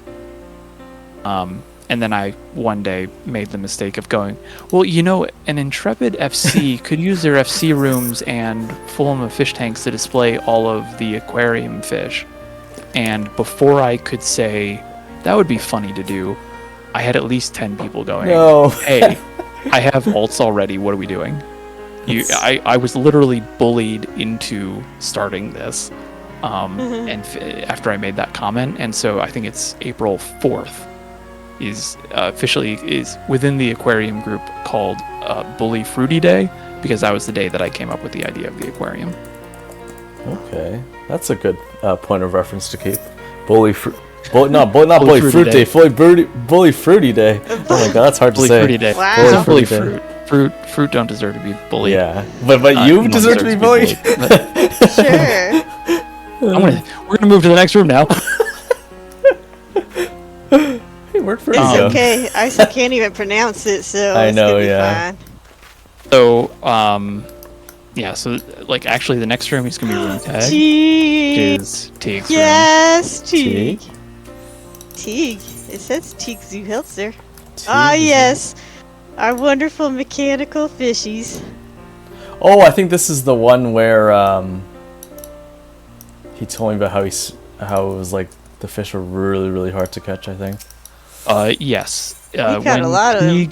When Teague made this, the fish in here was worth anywhere between 1 to 4 million gil. What? And there are 8 of them. What the heck? Maybe Teague, 9? be our sugar papa. Yeah, 8 or 9. So we ended up catching all of these. This was a group effort to catch all of these aquamatons. Oh my god. It's a whole lot easier now, of course. But Teague, this was like one of the ideas we had of just like birthplace of aquamaton, and Teague was like, I like that one, let's go. Yeah. This is what Teague has is in his Teague. I'm not sure if they're still active now, but he made a venue design called Enigma in their FC, and they had these automatons as well. So he must have been going at it for a long time. At the time, yeah, no, it's still a very expensive fish too, but they're very unique in that they are the only inorganic fish that can be put into an aquarium, and they are a medium-sized fish, which means you can have multiple of them per tier 4 tank, even tier 3 tank. In theory, this room could have 12 of them, but we decided to throw some of the other small fish in because it was a little bit easier. Just have like 20 of them, yeah. A little diversity. Yeah. But yeah, so I think at the time we decided that this was about, I don't know, like 30 million gil worth of fish. Holy crap. I went to Teague and I was like, Teague, I need you to understand how I need you to understand how aquariums work so you don't mess this up. Oh my god. Because these were actually difficult at the time to catch.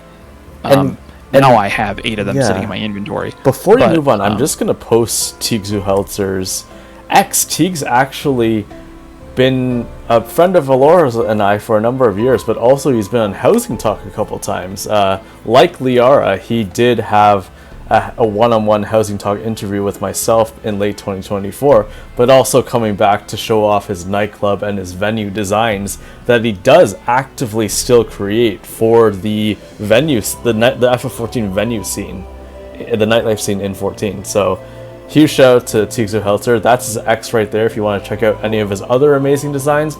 I will also post Liara's as well because I forgot to post hers. I was about to say. Yeah, I forgot to post hers earlier, so let me just hey sis, how are you? Oh, Liara, welcome into the stream. I'm glad you could make it. I'm glad I did it on a Saturday so you could make it out to our event. But yeah, there's Liara at Pixie Liara on X, and she also makes a plethora of amazingly wonderful designs as well.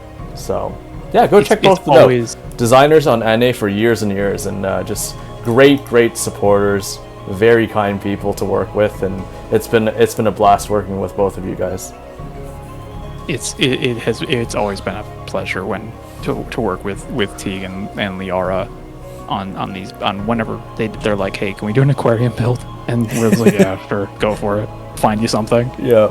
I know we'll see Liara in the European aquarium, which we'll go to next. Right. And then Oceania as well. I cannot wait. Aww. So yeah, that's kind of been the thing with the aquarium. It originally started, like I was saying, is like I just wanted to build a place for fishers to come and like be like, this is the fisher house, and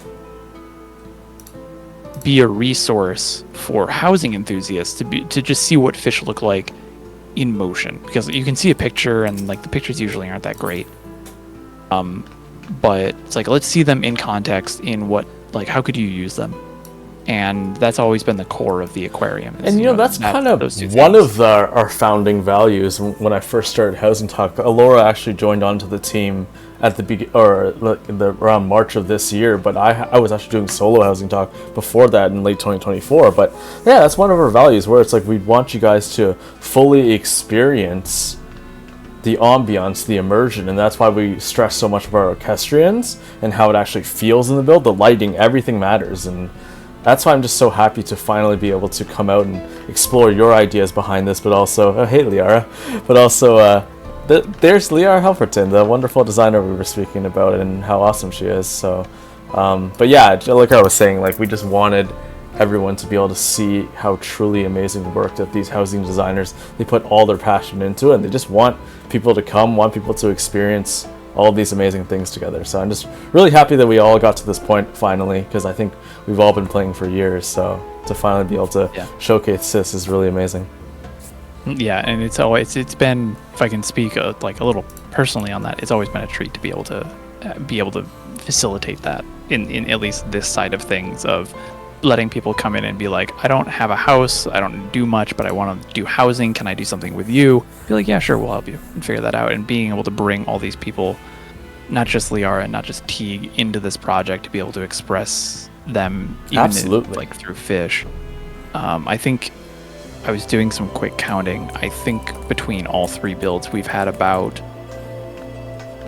100 contributors, either as crafters or as some other form of support, not just people building, but people who are crafting to support the builders or are fishing to help get things done. We have like 100 people within the aquarium group who have all worked and contributed to this over the years. Right. And so it's been really, really nice to be able to help be the head of that. Absolutely, I completely agree. Was there another room you want to see in this annex, or would you like to move on to the Europe? Let's move on to the EU here, so we can move things along, but and not reveal too much. But if you are on North America, please come and visit the Arisian Aquarium here on Marlborough. Put some stills up so that while we transition over there, where we poof. Yeah, pretty certain I left my EU alt on. It's not the end of the world if you didn't. You can always TP there quick. So let me just post the EU address. Yeah, on Chaos. Let me see here. Ward 20, plot 34. Yeah, so I just posted the new address that we will be traveling to on Europe. Chaos Spriggan Goblet, War 20, Plot 34, and that's, again, the link to the Origin Aquarium website where you can find out more information about this aquarium and all the other ones that we've seen.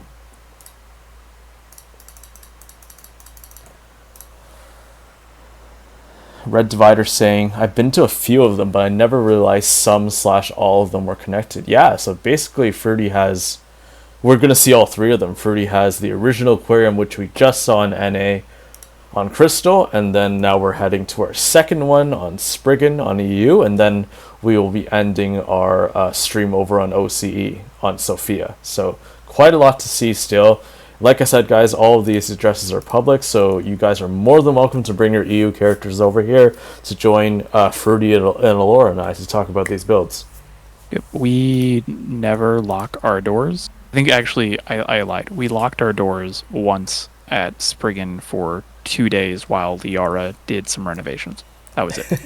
Go Liara, closing down shop. But for the most part, we have 100% uptime on things. Because we really are just like, we are a public resource. We're a public venue for everybody. It was weird because I had never really ran an in-game venue before. Before the aquariums, and watch it ISO. Wait, I see why you're laughing now. Okay, I gotta take out that screen. Right on my legs. Oh man, I hope I got that picture. I hadn't really run like an in-game venue before, so people were like coming up to me and they're like, "Hey, are you open? Like, what are your hours?" Like all the time. I'm like, "Okay," and they're like, "Oh, okay. Do you have an entry fee?" No. What? Oh my god, you missed an opportunity, Fruity. That was the thing that I was like, when I was looking at like how other venues were doing things, and I was like, that just seems weird to me. No. Show up, have fun, do whatever you want with it. Lovely Liara is joining us as well. So, welcome to the Origin Aquarium Spriggan. This was our first expansion after Crystal. It opened about 5 or 6 months later. It was originally going to be a smaller build that we were going to call a Discovery Center. Right. But we had enough volunteers for it that we were able to make a full aquarium. So it's very similar to the one in Crystal. Hey, no fighting. Wow, we fight all the time. No fighting on aquarium grounds. No fighting on aquarium grounds. Okay, we gotta respect Fruity, so. Yeah, we decided to just turn it into a full-on build. So if you want to come on in. Wait, I saw another Lala, I think. Wait, who is this? Mito. Oh, Mito. Hey, how's it going, Mito? Oh, wow, that's a really cool adventure plate. Wow. Thank you so much for stopping by. Now we can all box Fruity, right? All four of us? Yeah. I'm a like, you're a punching bag, right? Max height Vieira, and you are all Lalafell. You're just gonna be biting at my ankles. That's what we do. So, we bite at your ankles, so ankle biters. So welcome to the inside of the Origin Aquarium here on Spriggan. This was recently renovated, and by recent I mean a few months ago by Liara here. The thing that I want everyone to know going into this is when we decided to make the Spriggan Aquarium, I initially was the one who kind of kicked the project off and helped with management, along with another player named Desidora. But what I wanted was for European players to actually spend most of the time building this, to be creative in their own way. I was stealing a line from Disney when they were making their expansions, where I think it was their expansion into China, but I also think they did it with Paris as well, where they say like it's like explicitly Disney, distinctly Chinese, distinctly French. That's what I wanted to do with these aquariums. Was I didn't want me, a North American player, to tell a bunch of Europeans how to make an aquarium. I wanted a bunch of Europeans to tell me how they wanted to make an aquarium and then help them do that. And so that's going to be what you'll notice is the style is going to probably feel more like the European developer or the European designers. And the curation of the fish is also different. Instead of it being by region, it's by water type. So freshwater, saltwater, lakes, Arctic. Well, that's good that it's like that's such a big distinction, because then it's like you're not really like, it's not like, oh my god, I'm seeing the same thing again. It's like, no, you're seeing like a completely different take on the aquarium. So that's a really interesting thing. Yes. Yeah, and that's how we handle like everything with the aquarium group. It's very much if we're doing something, somebody from that region is the person who's in charge. So if I'm running an event on Europe, like on a European server, which I've done a few times, it is because the Europeans told me what they wanted and I'm just doing that. I'm not running their event. I'm not designing their event. They designed the event and I'm just executing their vision on it. So we very much wanted the European community to feel ownership over this as well. That's really awesome. Just you're almost like doing what kind of Housing Talk is trying to do. Like Alaura and I were just trying to band as many people as possible together from all the different regions all around the world, and looks like you've been doing it as well. We're doing that, and it's just amazing to have a bunch of collaborators that have a similar vision and wanting to just bring people together, knock down those walls, and make everyone feel safe in this community that we all share. I've been told by some game developers at a major game development company that we beat them to the metaverse. To bring out that word, that was something that they described of, this is what we want to be doing with our games and we don't know how to. Oh my god. But you have somehow figured out how to do that. So the fact that we're able to do that, I think, is really a highlight of the 14 community as a whole, that we're able to have those moments and be able to actually achieve that when other games aren't. And going off of what Fruity said too, all of these spaces are all player made and player driven. Like, none of this would have been possible unless we all decide to make a house together. We all decide to create these venue spaces that everyone can visit from all around the world, you know, make the discords, make those communities, and make it a place where everyone can enjoy. And yeah, I don't really see that in any other game. I've played other MMOs like WoW, and it's not anywhere close to what the work we've been doing in 14. So for the Spriggan refurbishment, you'll notice it's a little bit, it's in a medium. The funny thing that you'll probably note is the North American aquarium, which is the largest, is in the smallest house. And the smallest aquarium, which is Oceania, is in a large. Yeah. Well, we deserve a large in Oceania. Yeah, that's where our mains are, Alaura and I. So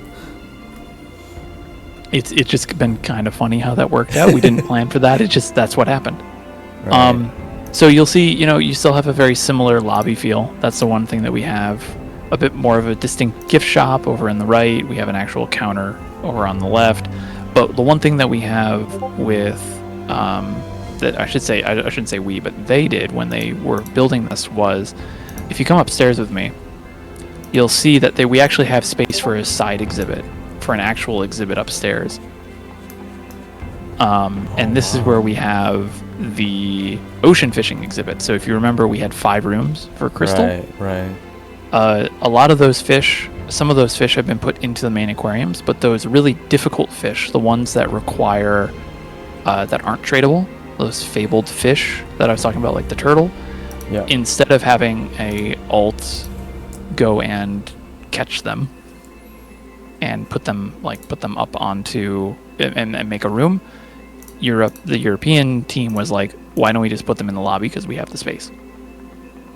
And that's what they did here. So all of these are all the fabled legend fish that can be caught and put into aquariums, and they decided to build their own exhibit outside of the private rooms and put them in there. Wow. That is really cool. That's a very nice distinction from NA. And oh, you got the bougie fish here. Again. Yeah. all the fish are here. Oh my god. This so was a cool. Rocky one. That's a rocky one. A rocky shark. Stone and scale. A crystal turtle. Stophis, and then this really guy is this is Taniwa. It's a alligator lizard thing, yeah. Yeah, Taniwa is the name of a fish from, I believe, Polynesian lore. Right. So it's like an oceanic. It's an oceanic myth, basically, of the fish of Taniwa. I guess so. Not a myth anymore. It's real. Yeah. So the fun fact also about Taniwa is that I actually, I should say, with aquariums, if you put a fish into an aquarium, it is stuck in that aquarium. Now you can store the aquarium and the fish will not be removed, but as soon as you remove that fish and put in something else, or put the aquarium with fish in it into your inventory, all the fish are gone. Yep. Bye bye. And I did that with the original Taniwa, so I had to go and catch another one. Wow. I don't think I did. I think someone else grabbed it. I forget exactly what it was, but that was a mistake on my part. Yeah. So that's also partially why this is a wood tank, I think, instead of a... No, that's right. These were all originally part of an older exhibit before the refurb, where we used wooden tanks instead of... they used wooden tanks instead of metal ones. Oh, wow. Oh, Rare Bird Alerts posted the description in chat. Taniwa is a folkloric creature from New Zealand, and Taniwasaurus is a fossil marine reptile named after it. Taniwa in game looks like the fossil creature. Okay. There are a lot of fish based off of extinct fish in this game. In the annex, we had a room based on it. Wow. That's really cool that they mix actual real-life lore and history into 14 lore and history. That's really great on the devs' part, honestly. Yeah, the fish lore in this game, as we've come to call it, is actually very deep. No pun intended.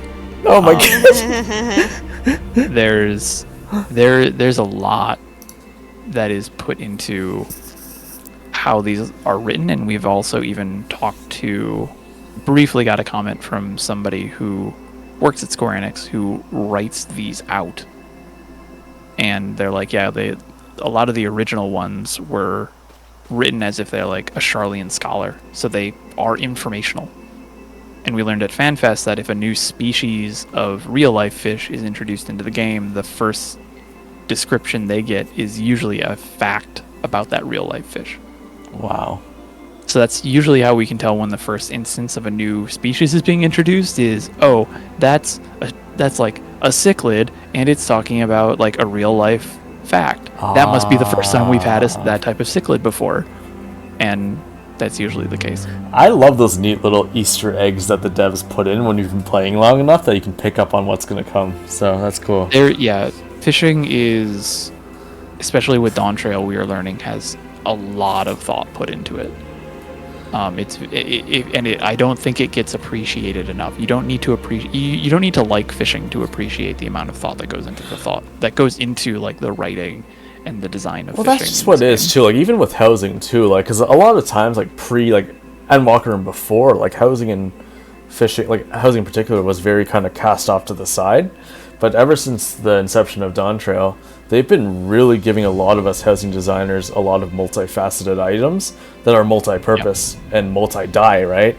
And they've been consistently giving us new, like pretty much items like way more frequently than before, even allowing us to change, to the minimalistic style, get rid of some of the pillars and stuff, right? And then also now talking about the item limit increase that you were speaking about, but also adding these little key lore additions like with the fishing stuff and also other things as well to create a more immersive space for players who don't just raid, right? Because there are players that do other things, so it's really nice that they're finally acknowledging us. There's literally a dozen of us who probably have spent more time fishing than any other content in the game at this point. Yeah. But let's head on into some of these rooms. Yeah, which one did you want to go to first, Fruity? Let's go backwards. Okay. Let's start at room... I actually have to look at which these rooms are, because they didn't tell me the name of them. Let's start at room 20. Room 20? Let's start there. Yeah. So it says here in the description, build example. I'm not sure what that's supposed to mean, Fruity. Yeah, so that is mostly, I think... Yeah, so this is going to be an example of like that template that we use. Right, let me just... that I mentioned when we were doing North America. Okay. So Forest 1. Let's see. Yep. So all of these were based on... So the curation of this aquarium was based on the biome that the fish were in. Ooh. So these are all fish that you would find in forests. Not necessarily Gridania, just forests. Right. So, yeah, so when we were doing the initial build-ups of the aquariums, we had a lot of people who wanted to help, and I think I mentioned this. Mm-hmm. They wanted to help, but they weren't super confident with their housing skills. And so one of the other volunteers made a tutorial on here's how you make a basic aquarium room. And the basic aquarium room is this. It has the flat walls, these open partitions with the tank set inside of them 4 times. Right. And we just walked people through how to do that. And then we were like, okay, if you're going to be building a room based on Gridania, you want to have a lot of like logs and plants and stuff. So consider these flooring options, these pillars, like the log pillars. This was before even this big tree, thick tree column was added.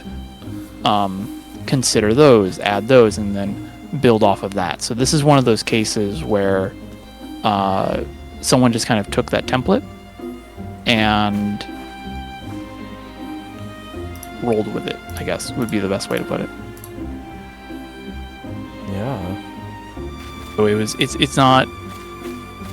was very much like, this is what we would expect, or I shouldn't say expect, because we don't really, what the expectations for like an aquarium volunteer is literally just do your best. Yeah. But this is an example of, I think, someone who's taking that and really like, I'm running with it, right? Make this work. Yeah, really cool running to see, with it. Yeah.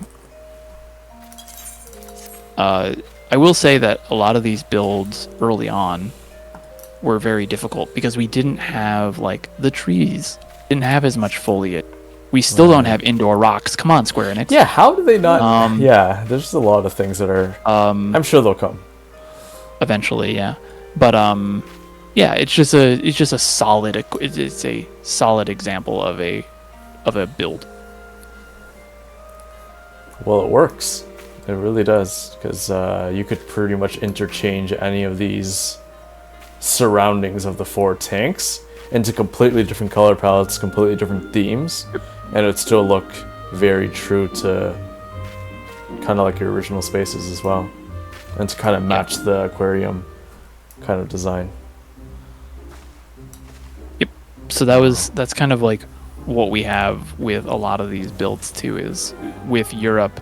When we were starting to put together the European like volunteer list and who was going to be doing what, that was something that we ran into a few times, where it was a lot more people just hadn't done housing before for, various reasons. A lot of people were new. A lot of people just never were interested in it. And so we were trying to figure out like, how can we support players who want to help the aquarium and make rooms feel comfortable doing that with minimal experience. I should also point out, not necessarily to say that the person who made this room had minimal experience, it was just a good example of that template. Yeah, it's just a good starting place, right? If you don't just for anyone, I think it's a good starting resource to have, just to at least reference to. It makes it easier. Yeah. Where are we heading to next, Fruity? I am checking. Room 14. We're just going to move back up the list, I think. All right. Then we can end with 24, because I think 24 is a really fun example of a non-standard build. The music's funny already. Oh! Hey, Nakota. How's it going, man? Nakota, another fabulous housing designer, and who has been on Housing Talk with his episode a couple months back. Thank you for the surprise, Nakota. Another Lullafell. Oh my god, Fruity's getting ganged up on now. Yeah, I know. I feel like I should be just like sitting. Or you should be a Lala. Yeah, we should buy him a Fanta, I think, is what it has to be. But let me just give a huge shout out, though, to Nakota Sue, as now he has been recently streaming housing and doing variety streaming as well. So he does housing tours every Monday. So if you guys do have a housing build that you'd like to submit, you can submit it to him, and he does do build visits on Monday. So yeah, go check him out. And all his links, his X, his card, all of that is all on his Twitch page as well. So yeah, go give him a follow. Another fabulous designer in the housing community. But yeah, back to fish, Fruity. I love this. So, spectral currents, if you've gone ocean fishing, which you guys said you have, you are familiar with spectral currents. Yes, we are. This one is a kind of an example that we don't see a lot with North America, and I don't think we really either. I didn't encourage it, or no one really thought of it. It's really just a simple but more abstract type of build with using like block colors, block shapes, and just one being very monochrome. Right. To that, and it's a nice standout, and I think really shows the difference between how we were doing stuff in North America and how we were doing it in Europe. I don't think the North American, like how I was setting all of that up. I don't think I necessarily was like, oh yeah, this would be an okay type of build to build.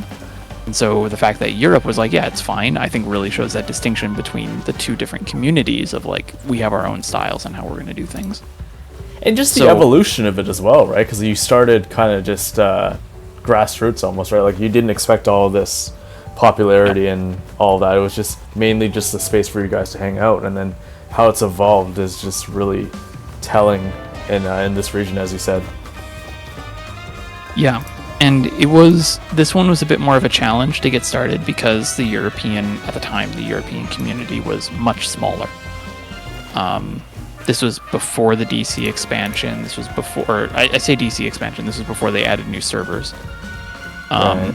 This was before a lot of different things was happening. So it was a unique challenge because there was less of a pool of players who wanted to pull from, basically, who would want to do this.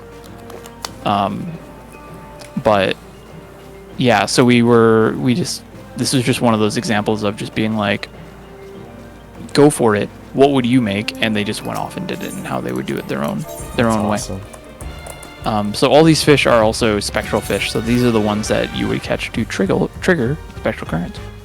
Woo! The Megalodon, the Specdiscus, the Ras. Oh, I think it's Ras. I pronounce it Bass. Butterfly. Special bass. Katsuzetsu. Yeah. Yeah, special Katsuzetsu, special discus, spectral wrasse, Spectrosaurus is the print here on the back. So cool. I love the blue tint to this. Wow. Yep. So I thought it was really nice. I thought it was there was a really creative way of displaying. Now, were these rainbow banners? I guess these are rainbow white rectangular partitions, but were these for like a Pride event that you guys held here, or? No, because it's a spectral current. It's rainbowy. Oh, wow. I can't believe I missed that. Yeah. Swear. It's okay. We got it. Well, see, This is why I'm learning from you guys, because, yeah, I'm a pretty beginner fisher, so. But, yeah, no. I mean, we did just finish our Pride events, but no, that was unrelated. That is literally just... It's a spectral current, and that's what happens when you trigger a spectral current. Like there's a geyser of like rainbow colors comes out of the water. So why is it when I catch a spectral fish, sometimes like it doesn't like trigger the spectral current? It has a chance. So because it makes me mad. So the way spectral currents work, this is going to be a bit of a fun fish fact side tangent here. The way spectral currents work is anytime a spectral fish is caught on the boat, there is a chance that catch will trigger the spectral current. So what has been discovered was the more people that are on the boat, I guess actually probably the better way of saying it isn't an equal weighting of chance for a spectral current to trigger, regardless of the size of the boat. So like if you have 24 people on the boat, the chance is going to be much lower per catch, but you have a lot more people catching fish. Compared to if you are all by yourself on the ocean fishing boat, you have it's like an 80% chance that whenever you catch a spectral fish, it's going to trigger a spectral current. Why. Okay, because I trigger it pretty a good amount, in Oceania. But yeah, so if you're by yourself or in a smaller party of 5, 6, 7 people, you're gonna have more of a chance when that spectral fish is caught for it to trigger. Yeah, nice. It doesn't really happen often for her because she usually triggers me more than anything. So. Is that good? In a good way or a bad way? I'm just kidding. But, always bad. Yeah. If you wanna learn a little bit more about spectral current lore, do the Studium Fisher job quest, because that whole quest line is all about spectral currents. Oh, I did all the... I probably skipped all the cutscenes though, honestly. Also, the biggest plot hole in Endwalker was in, I think all of them, but it stood out the most to me in the Fisher job quests for Studium. Is the biggest plot hole. Oh. Right. Dun dun dun. I will bring it up whenever it comes up. Okay. Hey Decibel, thank you so much for stopping by. Decibel, another amazing housing designer who's actually with us over on OCE, who has also been a HousingTalk, one of our earlier designers of 2025. Thank you so much for stopping by again, Decibel. Another Lalafell, actually. So there might be one more. Yeah. But yeah, I guess we can head on to the next one, right, Freddie? Yeah, which I think was what room? What would we say? It was 6? 6. Was it 6? Yeah. Yes. Anja Evertide. It just says theme here, so I'm not sure. Yes, so this is the theming of kind of just another exploration of a theme. Right. This is one of the most popular fish in the game. It's because it's the most distinct. Right. And it's from Stormblood. Oh, I'm scared. This is a very dark room. Oh, it's okay. You're gonna be fine. We went from rainbows on the walls to rainbows in the tanks. Here we have almost an entire room filled with fish from Prism Lake. But the theming of it was based around the fact that it was more of that Prism Lake is in Yangsha. Right. It's just north of House of the Fierce Aetheryte. Right. But that whole area was very Oriental, Domin inspired. Should probably say more accurately, it's for more Domin inspired and countryside. So they wanted to go with a more simple, how to put it, a country cabin but Domin style feel with the limitations that we had. So that's why it's dark. It's very simple, very plain. Right. But also has that very distinct feeling of this is very much like a Domin. And the calm orchestrant to match as well. The kind of the nature sounds is very quiet. Very chill. Feudal chill. Yeah, exactly. Yeah. Yeah, that's something that a lot of the European rooms do that we didn't really do in North America. If you remember, we have the Fish of Dravania, which was we're gonna have Alexander Raid music playing in the background. Hardcore stuff, right? Rock music. A lot of the European builds used the ambient noises. They were a lot more calmer. They were a little bit darker, a little bit chiller. More tranquil, almost, yeah. More tranquil compared to the North American ones. Now, take that as you wish. I have no idea why that would be the case. Yeah, no idea. Because in your face. But that was, I think, another distinction between the North American build and the European build was theirs is far more calming. Is probably the best way to put it. And I think it's a little bit more chill, which I've always kind of seen as Europeans are a little bit more like calmer and chiller than North American players. A little bit more polished, right? In a sense. Sure. Yeah, we'll go there. Yeah. Oh wow. But this is just everything. This is also very lore heavy as well, because even the moon here as well. Like, I don't know if you guys remember all the way back in Stormblood with Tsukuyomi, right? How it's it's a very haunting tale. So it's really nice that they have this kind of bluish, like nighttime kind of effect coming from the Phasma. I'm not sure if that was intentional, but that's the feeling, the immediate feeling that I got when I walked into the room. You've got the bonsai of life here, followed by the two Hingen lanterns. Place a kind of royalty, kind of, right? And then having that haunting light coming down, shining down the life here, like, you know, Tsukuyomi's very sad tale and Stormblood MSQ. That's how I initially took it. So I'm not sure if that was intentional, but that's how I'm taking it as a housing designer, to see that. That's really cool. Wow. And her fan up here. So yeah, I think that was intentional. Wow. How much is this rainbow fish anyways, Fruity? I know it was really it's quite... dropped in price. Oh, wow. It's dropped in price a bit, but it's still a few 100k gil at this point.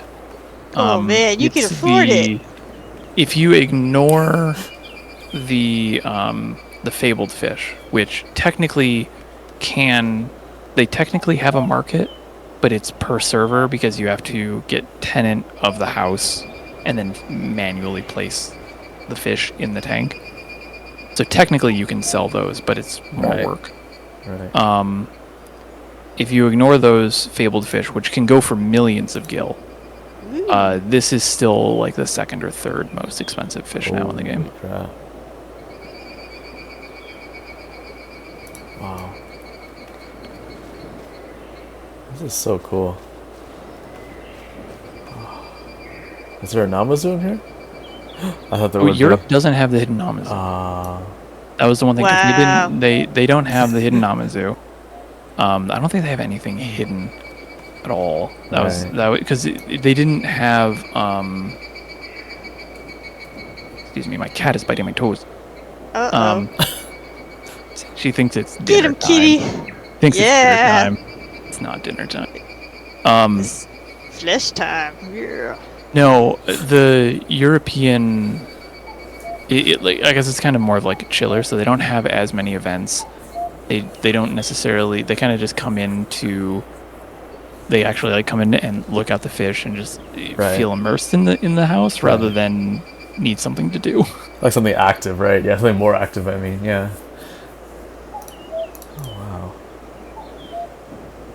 Yeah, I guess we can head on over to. This is the last room that you want to see in the main aquarium, right? Or did you want to see room 24? Was it? I think.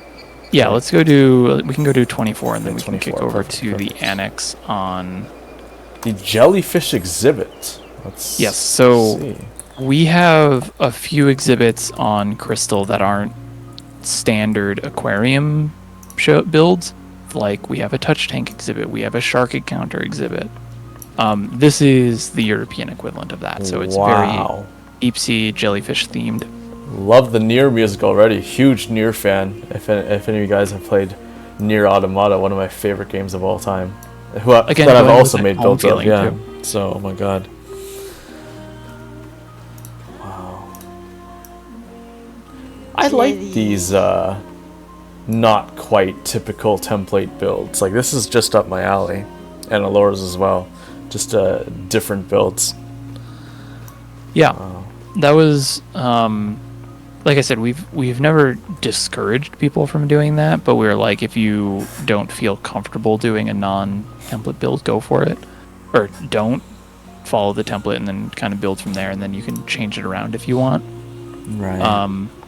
But with this one, they wanted to do a themed build that was kind of like a little bit calming, but more jellyfish themed.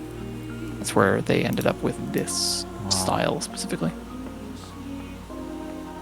I think it is also in the main aquarium builds. This is the only multi-tier. I was gonna say there's a second floor up here as well with all these. No, I lied. There's two. I lied. There's two. I just remembered the other one. How dare you lie? How could he lie? Oh, man, how? How could he lie to us?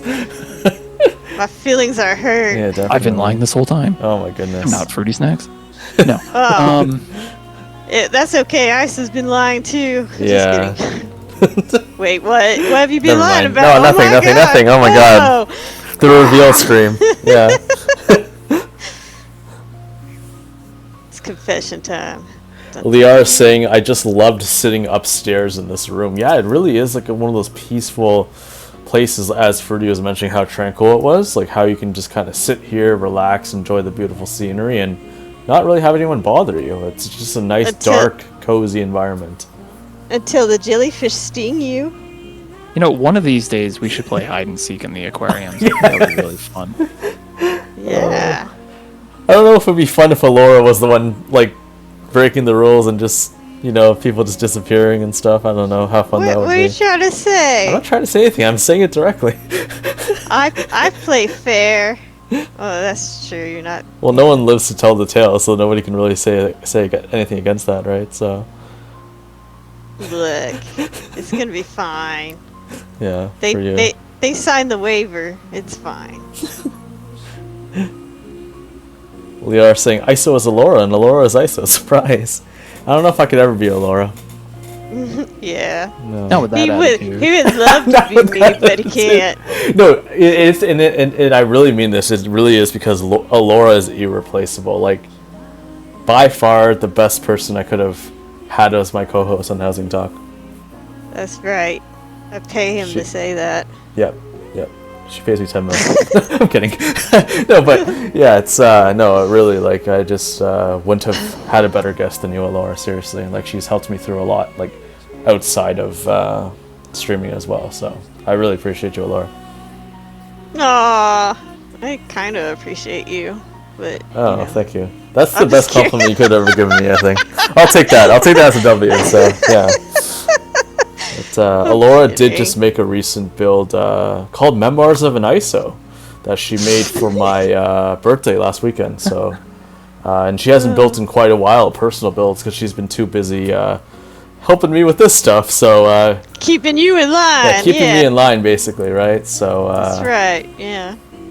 Yeah, if you want to go check out Alaura's amazing designs, like I mentioned, she did recently post one last weekend. That's her X right there on her design page. And Alaura's been designing pretty much since, what, like Stormblood or Heaven's Word? Like forever, I don't know. She's been around for a long time, so yeah, go check her out. Yeah, you're old. Go check her out. Wow. But yeah, Fruity, shall we head on to the next, the annex? Yes, we can do that. Okay, That's going to require a quick jump through the ether to light. We're going to Light Alpha, Lavender Beds, Ward 4, Plot 49, which I will put there and pin in our chat. Look at you pinning. Wow. Now, I will also admit, it has been a while since I have been to the EU Annex, because I have a Chaos character, not a Light character. So some of this is going to be a little reminding me of some of these things. Oh, you don't like doing the DC travel, Fruity, like too much? I don't. So since Dawn Trail launched, I think the easiest way to put it is all of the stuff that I was doing with fishing and needed to be doing for just like fishing guides and such just kept me on North America. Right. So it's not that I don't like to. I am perfectly fine with data center traveling. Mm-hmm. I just literally haven't had time to leave. Aww. I think that's a good thing, though. There's enough content to do finally, right? Yeah. No, I'm fine with that. And I think going back to what I was saying before is how we let each of the leads, so myself, Corey and Innes on Europe, and then Kyrie for Oceania. We really just kind of, the way that we're structured, quote unquote, is like we're all at the same level, but we're always supporting each other, but we're not necessarily like dictating what each other needs to do. So if Corey and Innes are just going off and doing stuff and they want to build these things out, I trust them to do that. I'm not going to jump in unless I think it's like micromanage, unless I think whatever, it's like straight up wrong. Yeah. But like we get feedback from each other all the time when we need it. We're always chatting with each other, so it's very much like I don't need to, because like even though I was the one who may have kicked off the original build for Europe, right. It's theirs now, so it's like I'm not gonna come in and just like start micromanaging. I'm glad that you have such an open perspective on that, Fruity, because I think it is hard for a lot of people to kind of it's kind of your baby in a sense, right? Like you don't want to lose the control, but at the same time, it's like I think allowing people to explore that aspect while still being, kind of like working with them is the best way to go. It's the most ideal way to go, I think, for most things. So the fact that you managed to able to kind of let that go and be like, oh no, they got this. Like I know I started the thing, but they got this. It's beautiful to see, because it's very, very difficult to do that. So yeah, kudos on you, seriously, Fruity. Yeah. And I'll be honest, that took a little while because I'm very much like a perfectionist when it comes to things. But what I did... Oh, another perfection. Oh yeah, Alaura's used to that. What a surprise. The big thing though that what I did kind of realize was it wasn't necessarily the aquariums that I was wanting to be picky about. It was the community that had started to be grown around the aquariums.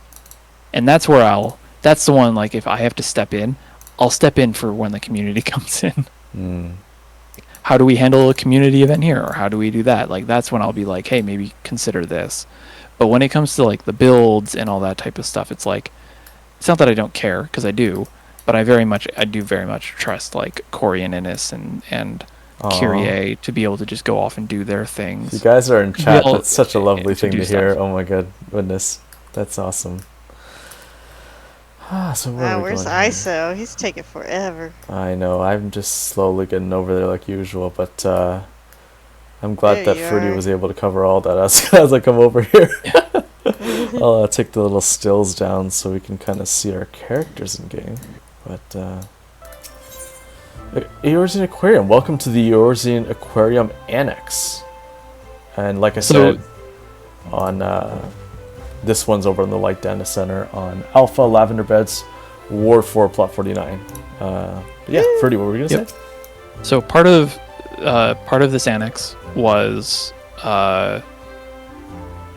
similar to the reason we built the annex on North America. We were worried that the main building was going to get too big and it would hamper guest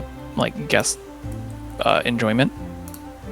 The other reason was they wanted to spread out the fishiness, so to speak, across multiple data centers.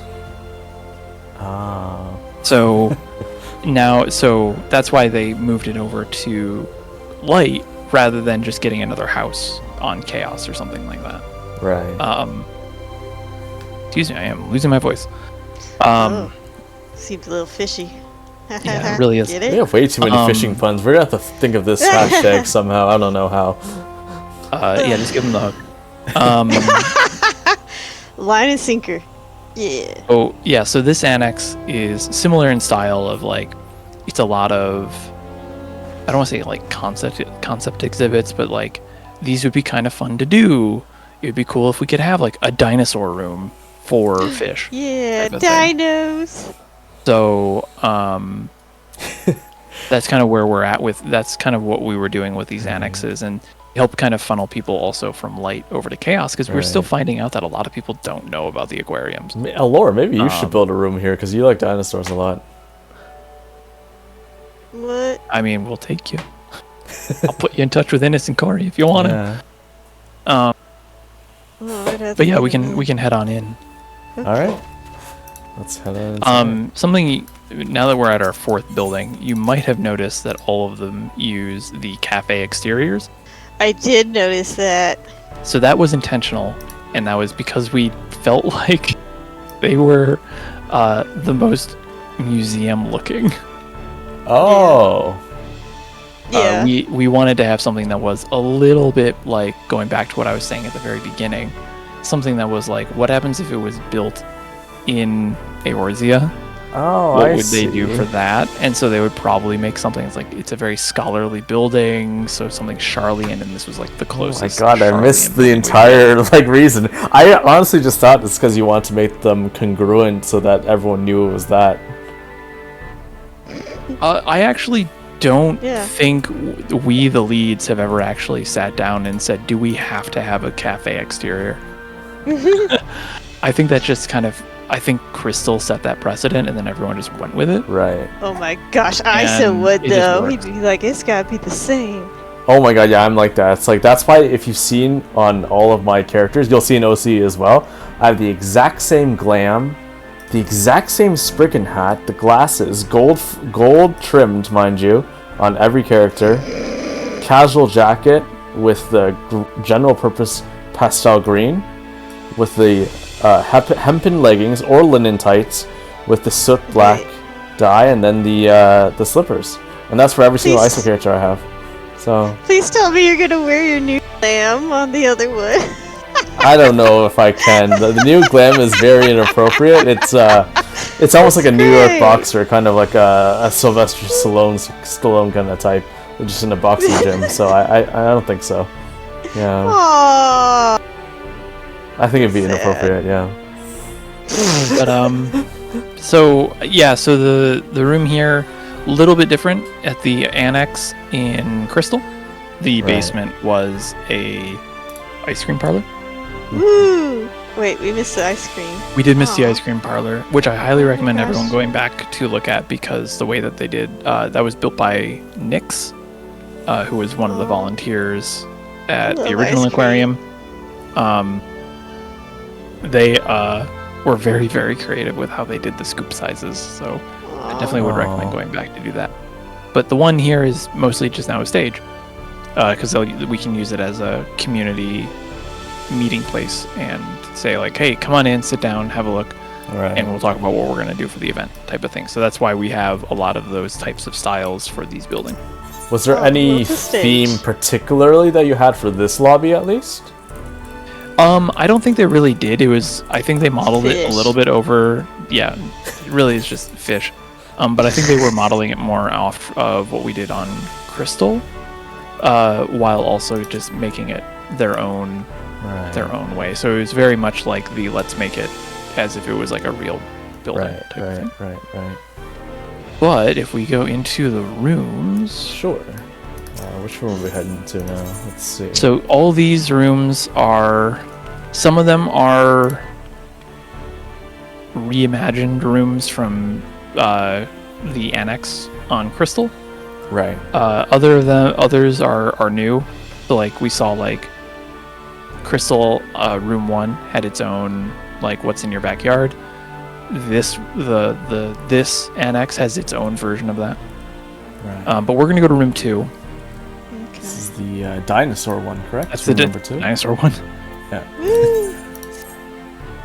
So this is all prehistoric fish.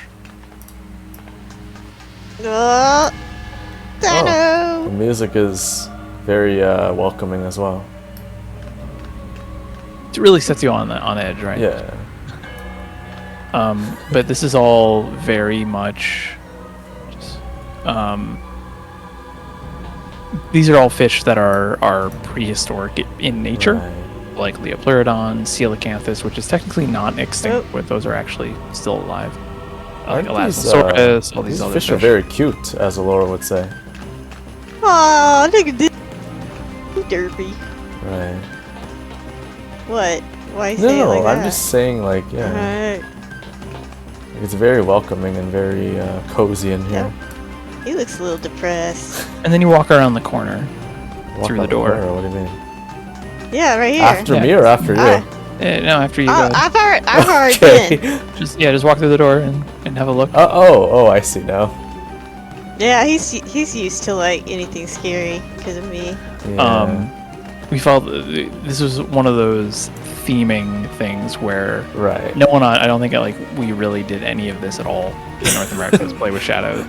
The creator of this just came up was like, hey, why don't we play with shadows and have that like dinosaur theme without requiring a full dinosaur skull.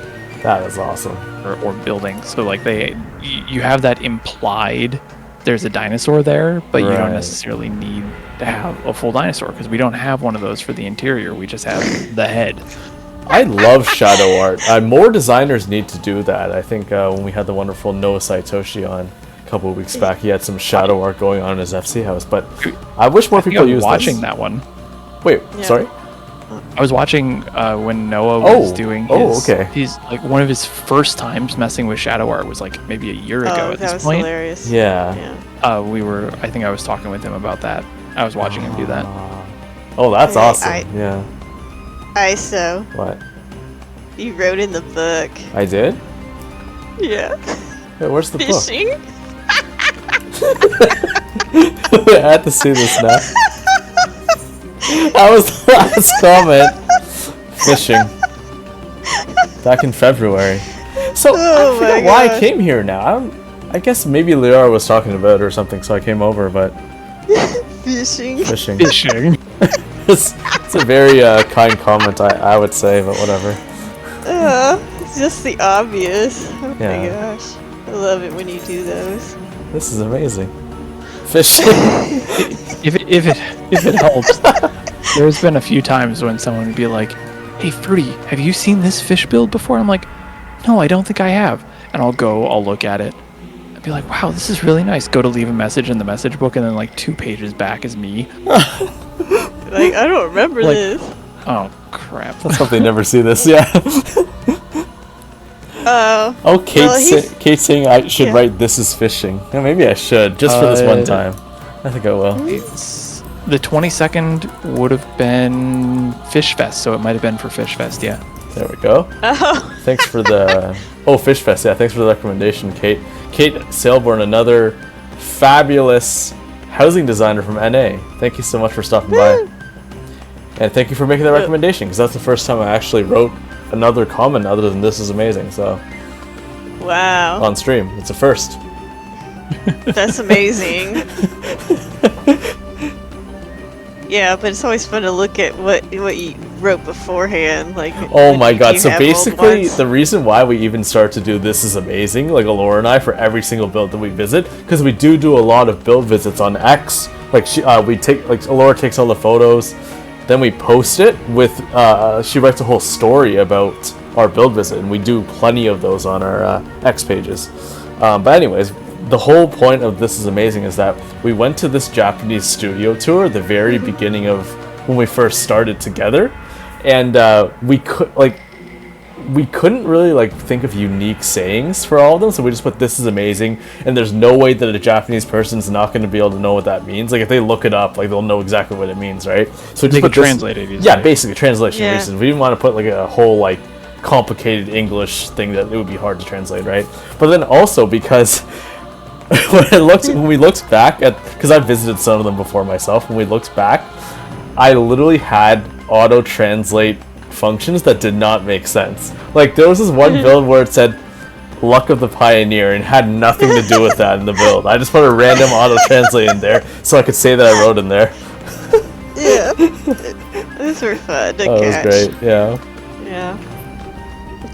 Sorry, that was a bit of an ISO lore. Maybe you guys didn't want to hear, but that's the whole lore behind "This is amazing." That's too bad. You're listening right now. You're going to hear the lore. Hey, you guys are going to see it, and you're going to forever in our VOD, so... Woo. So lucky them. Yeah. Guess we can head on over to our next room. 7. Room 7? Okay. Culinary and Arts by Bulk Conditioner. I love these names. Culinary Arts? Yeah. Oh, Culinary Arts. I missed that. So this is another build that's based off of one that was done in the EU or the NA annex. And these are all fish that are edible. Oh. They're either denoted as edible, or they're more specifically used in cooking recipes. Right. And you'll also notice that all of the food around the area involves fish in one way or the other. Okay. Death. Wait, what, Laura? Another ISO is fishing. Wait, what? What do you mean? You put Are you guys fishing laughing again about... in the book. Oh. You put fishing in this book too. Oh my god. This is all planned, wasn't it? It was just here to embarrass me, right? Let's go to you now. I would like to claim my hashtag. What do you mean? You are just I'm just a terrible you're the one that's person. embarrassing yourself. This is my second time I put this as fishing then. Okay, perfect. I would just like to now claim that hashtag you offered at the start. Fishing? Fishing? Fishing, okay, yeah, that's that. So we did figure it's so simple, but we figured it out. Fishing, okay. I love that It's for so you, Fruity. good. Thanks. Fishing. It's not even anything I said. It was something ISO, and I'm just going to steal it. No, I it's know, good. It's so I good. know, but that's great. Because it's forever going to embarrass him. Oh yeah. my god, that's so hilarious. So this room, much like the one on North America, Right.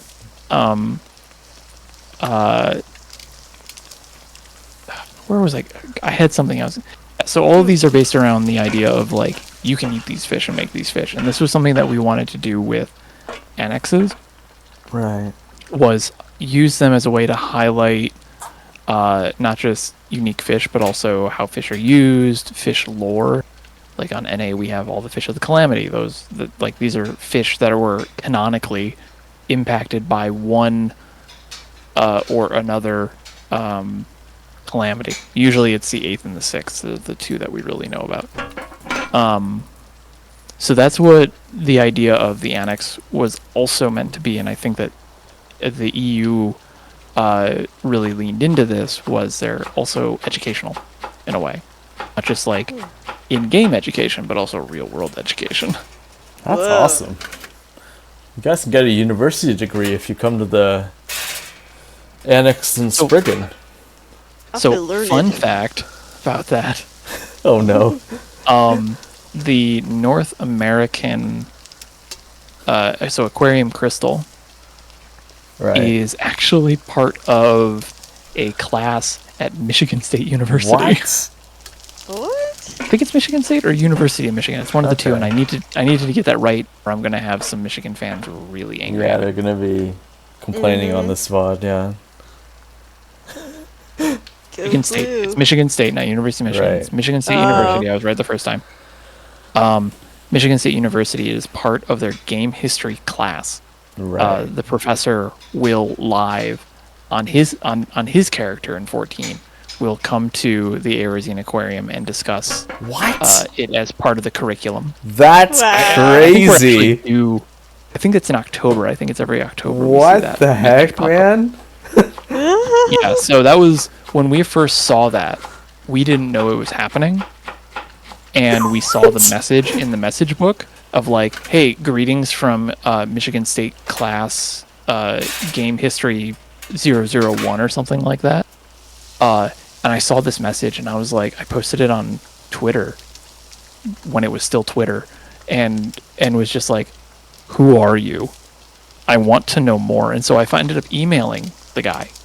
And I got the whole curriculum for the class. What?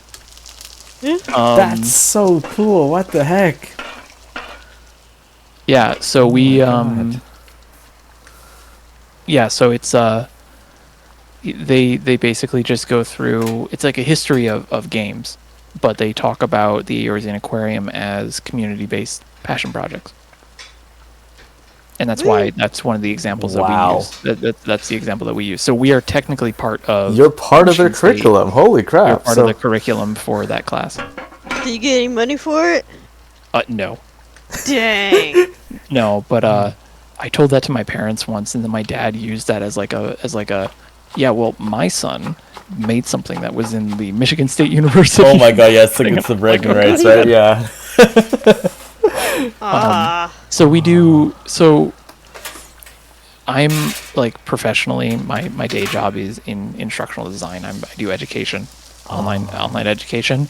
So being able to use these aquariums as an education tool for whatever reason was something that we push for. That's something that I will step in and say, hey, here's an opportunity to add a little bit of education either about the real world or about in-game lore or in-game mechanics or something like that through the aquarium and its events. Nice. Wow.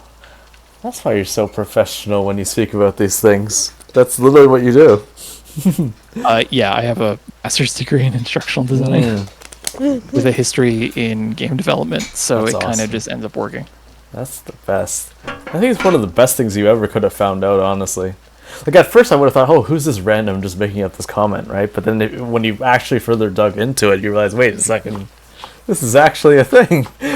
Yeah, when it came up, we thought, like, oh, it was just, like, someone was doing a project. We were like, right. Oh, that's humbling.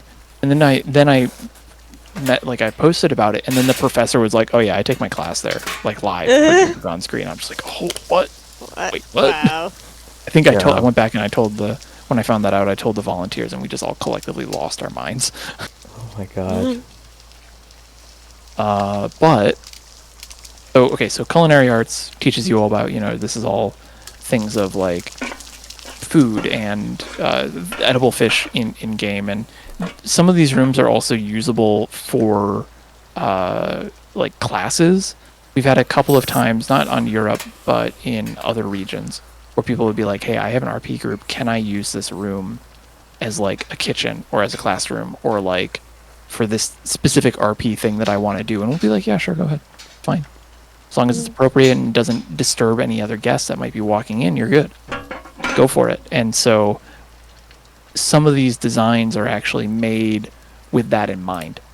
Right. Of these can be used, like on NA Annex, we have a full-on classroom. There's a lot of people were asking about that for like the main aquarium. They're like, do you have a classroom that we could use? Because I would love to do that with my roleplay group. And we're like, no, but we built it into the Annex so they could do it there.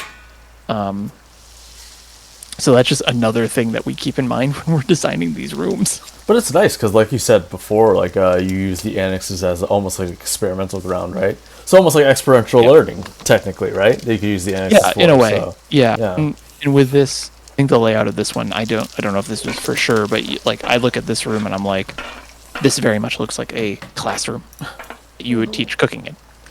Yeah. So like, there's that opportunity there for it. That's a really nice insight and perspective into it. Because when I first came into the room, I just said fishing because I didn't know what else to think, right? Apparently. But now that I know the lore, it is it's that much better. In your defense, the game doesn't make it easy to convey some of those deeper things. Right. And that's what we found with the annexes, was it's very hard to convey some education in the game with just what we're given. You need to have, like, somebody telling you. Yeah. Or at least a longer character length for the message book, right? Yeah. Yep. Or like placards, please. Exactly. Let's move over to room 9. We'll stop there really quick, and then we'll go to room 10 to kind of end out Europe. Sure. Cannibalistic fish is what I saw in the greeting teaser there.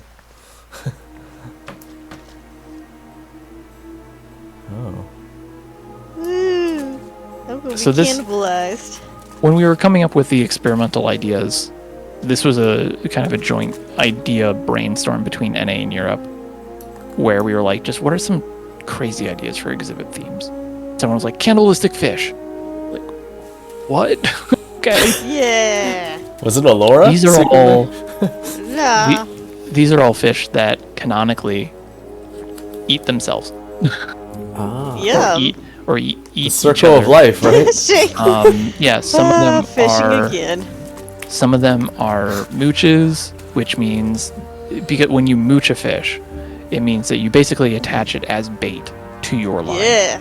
And when you have something that we call a mooch loop, that means that you're catching the same fish over and over again, which means it's eating itself. Like essentially, its species is eating other things of its own species. Right. So that's some of these fish, like the one above the tunnel. So if you look up above you, ISO, you'll see. I see. And behind you, you'll see that is a cure caught in the Ruby Sea. That's a notorious mooch loop. Basilosaurus, which is over onto the left, or the east side at least. That one's also another mooch loop. Right. But also some of these other fish are just fish that are lore-wise listed as cannibalistic. For example, this is, and I'm going to give a trigger warning to all the fishers. I'm going to say a legendary fish, and you might not like it. Charbonnet. How do you feel about that, guys? How do you feel about Fruity's calling it that? I don't even know what that means. I don't know either. So Charbonnet is a fish that is probably like top 5 most frustrating fish for folks. But it is actually I caught it on this character. I can just read it's off. Like a Cabernet. No, it's actually named after Charbert from the Knights of the 12. Don't even go there, because Alaura didn't even know who Horsefant was when Finn Belborn came on. He's Nelson, so. Oh well. Whatever. He was not memorable. But its description specifically says Lord of the Waters of Clearpool, Charbonnet is (was) one of the largest, most voracious ice fairies to ever be captured, and it is known that it will eat other ice fairies. Nice. Oh, wow. That's the way to go. So like, it's a dick just like its namesake. Doesn't do backflips though. So that's like just another idea that like when we were brainstorming these, like what are fish that we can do? What are fish that we could do exhibits about that we can't necessarily put into tanks is another question that we would ask. So like NA has a room to like the Alligans, because most of that is aether chemical pool fishing, and we don't have aether chemical pool fish tanks. The only time that a fish, whenever new fish come out, if it is freshwater or saltwater, but not Salt Lakes fish, then it has a chance of being added to the aquarium. If it's in any other biome, Salt Lakes, aether chemical pools, lava, the sky, space, any of those are not likely to be added to fish tanks because we don't have tanks that actually support that biome. Oh. So they're not quite the right fit then, you're saying? Yeah, correct. So with the ice fairies, I wonder, like, if you warm them up to cook them, does it become a water fairy then? At that point, it just becomes quite warm and probably smells a little bit like a rat. She just melts into water. So that's why Alyssa was saying that dirty rat. Unless she was talking with Fruity about mentioning the legendary fish. I wasn't sure. Rat? What? Yeah. What Alyssa was saying in chat. So Charbonnet is an intuition fish, which, to summarize that really quick, Fisher's Intuition is a buff that you get when you catch a certain number of a certain amount of fish in that fishing hole. And while that buff is active, another rare fish, usually rare fish, can be caught, but only while the buff is active. And when the buff is applied, flavor text comes up on your screen, and for Charbonnet specifically, it's you smell the sense of rat or something like that. Ew. I forget what it was exactly. That is pretty gross. I don't want to smell rats. You smell That's the stench of a nasty. rat. Well, Alaura doesn't even like fish as is, so I mean. I know. You know what? Whenever Ice is around, I smell rat. Maybe the.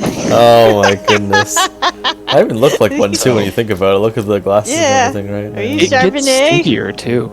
It gets stinkier too. How dare you? How It dare you, does.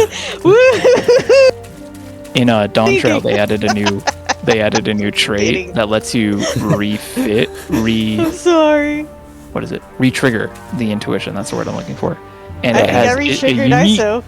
yeah, it has Side eye? refresh. Thank you. That's it. That's the word I was looking for. Refresh the intuition, and it gives you a new message And for Charbonnet, every time you refresh the intuition, it just literally says the stench somehow gets worse. Something along those lines. So, yeah, it's just the fishing. Even if you don't fish, it has some really good things in that. You should totally check it out. Okay. Okay, thank you, Talus. The intuition is you smell a rat. And then the next one is should be, honestly. Submit that for maybe the customer support ticket, guys. If enough of us support those tickets, we may be able to change it to you smell a rat. Alright, so let's move on to room 10 here, and we can end up with this calmer. You see room 10, Freddie? It's room 10. Yes, okay. room 10. You've entered a sanctuary. So this is probably the complete opposite of the one we were just in. A dead sanctuary. Oh. It's actually a sanctuary, okay. Oh. Dang. I mean, yay! I'm all for cannibalism. This one wanted to get highlighted just a little bit because of how they did the tanks. Oh, it looks really, like, set back. Yeah. Yeah, one of the things that we've always struggled with tanks is if you want to make a big tank, it's hard to make it look like it's a single large tank, not 4 individual tanks. But there are ways around it, but you have to like really make it these small windows, and I think this room does that very well. Yeah. Where you can, from it, like I wouldn't get like right up in the tank there, Alaura. Oh, come on! I want to swim with the fish. Well, you wouldn't, but she would. But you can also see though how it's done, where if you're housing stepping back, secrets the way that this is set up. Yeah. Huh? Wee! Look at me! I'm swimming. I just hear a wee and just a Lalafell just. That would be so scary, man, for most people.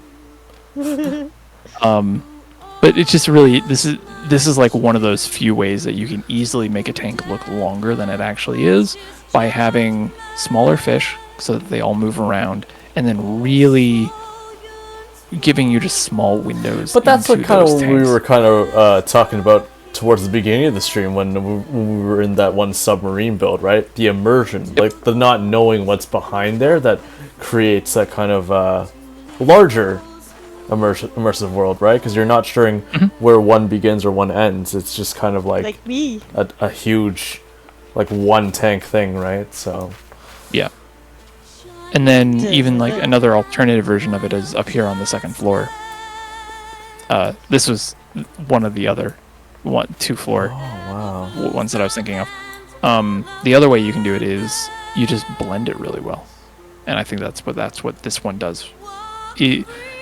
Well enough that unless you're like really going in and looking at it, you're not going to realize that is a limited size tank. Oh, wait, come back to the center one, ISO.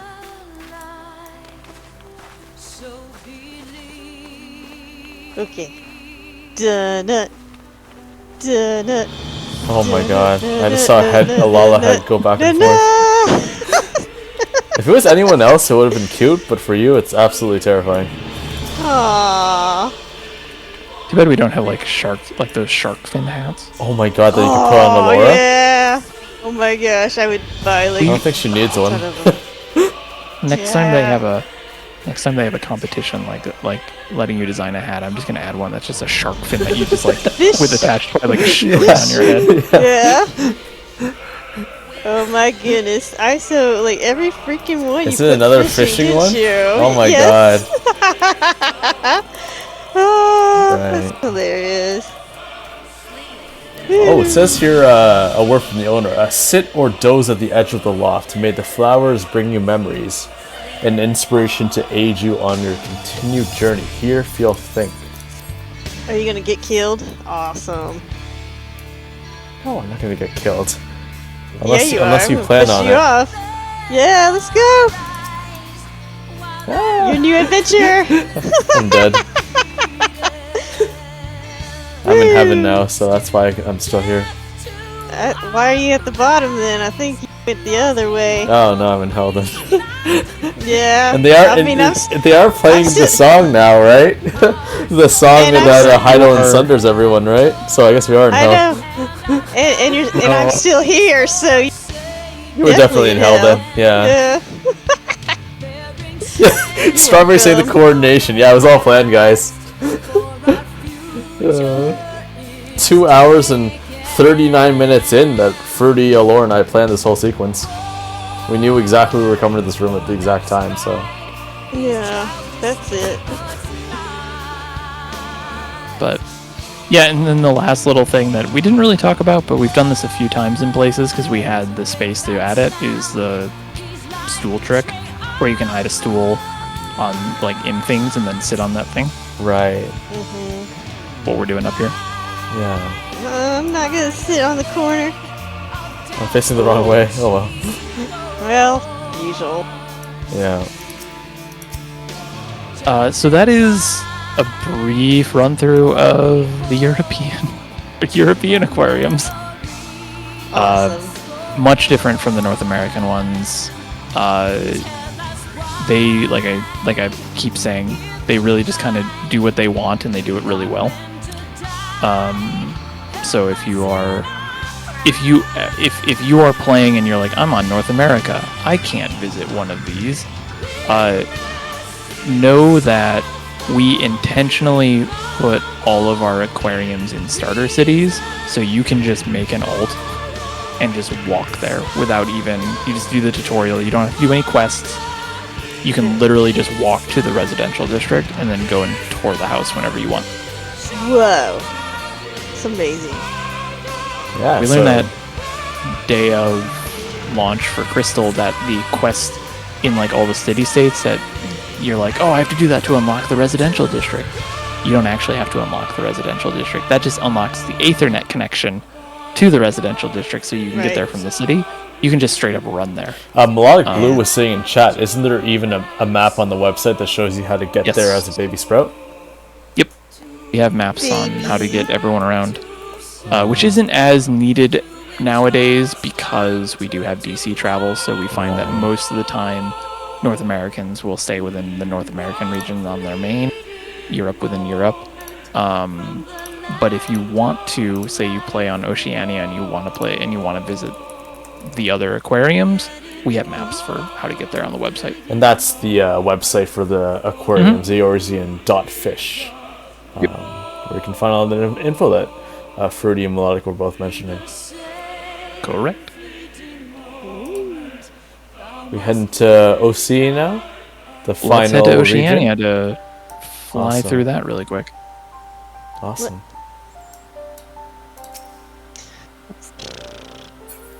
Alright. I know for a fact that I left my character here. Probably rarely go to Oceania. I'm assuming. I don't know.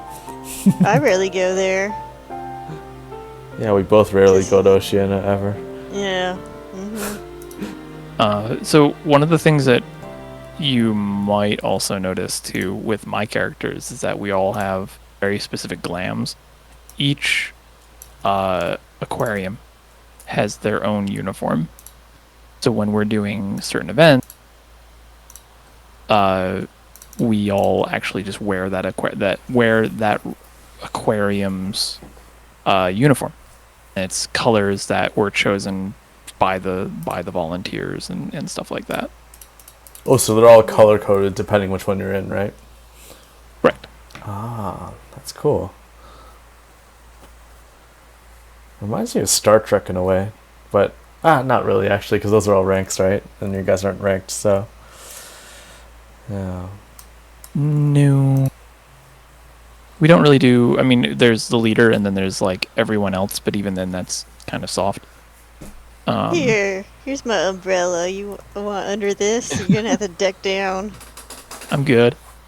We're gonna start over here because this is kind of like the highlight of Aquarium Sophia. So this fountain.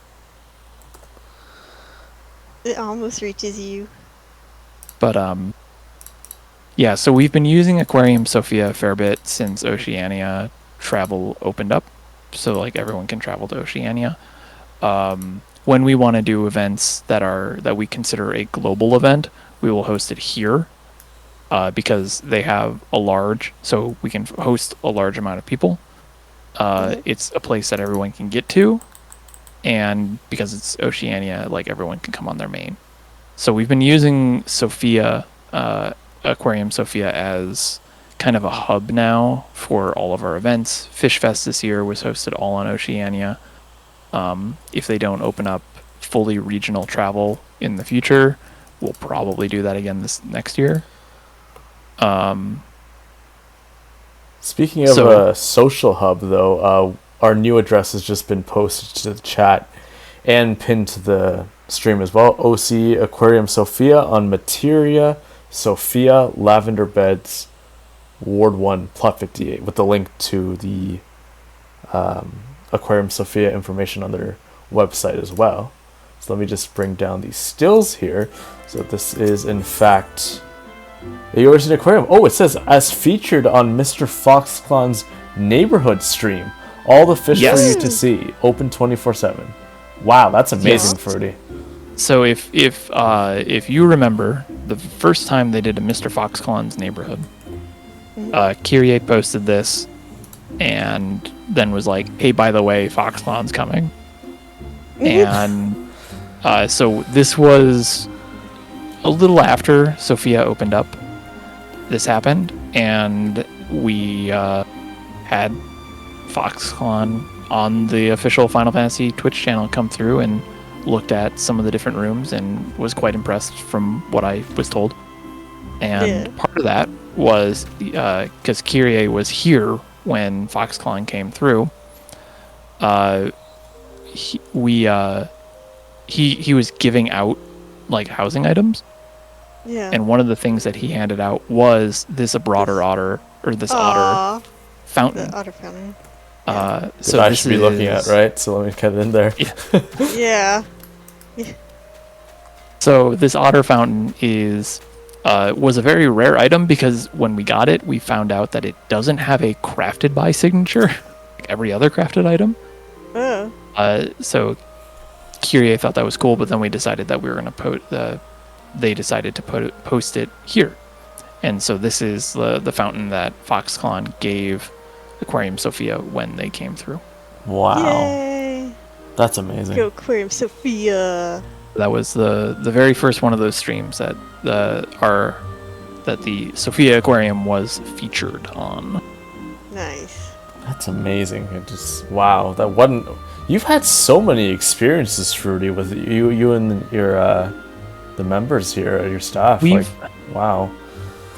Yeah, we've had I think we had Foxclawn come through Sophia. We've had the voice actors Joey Zija and Erica Mendez. They came on a tour of Aquarium Crystal a couple years ago. We talked about it on like a community spotlight. Some of our events have been mentioned on like Twitch for like Square Enix. Like the community team will be like, oh yeah, there was that whole fish train going on, and we're like, that was us. Oh my god. Those types of things. So yeah, no, it's been a lot of fun and very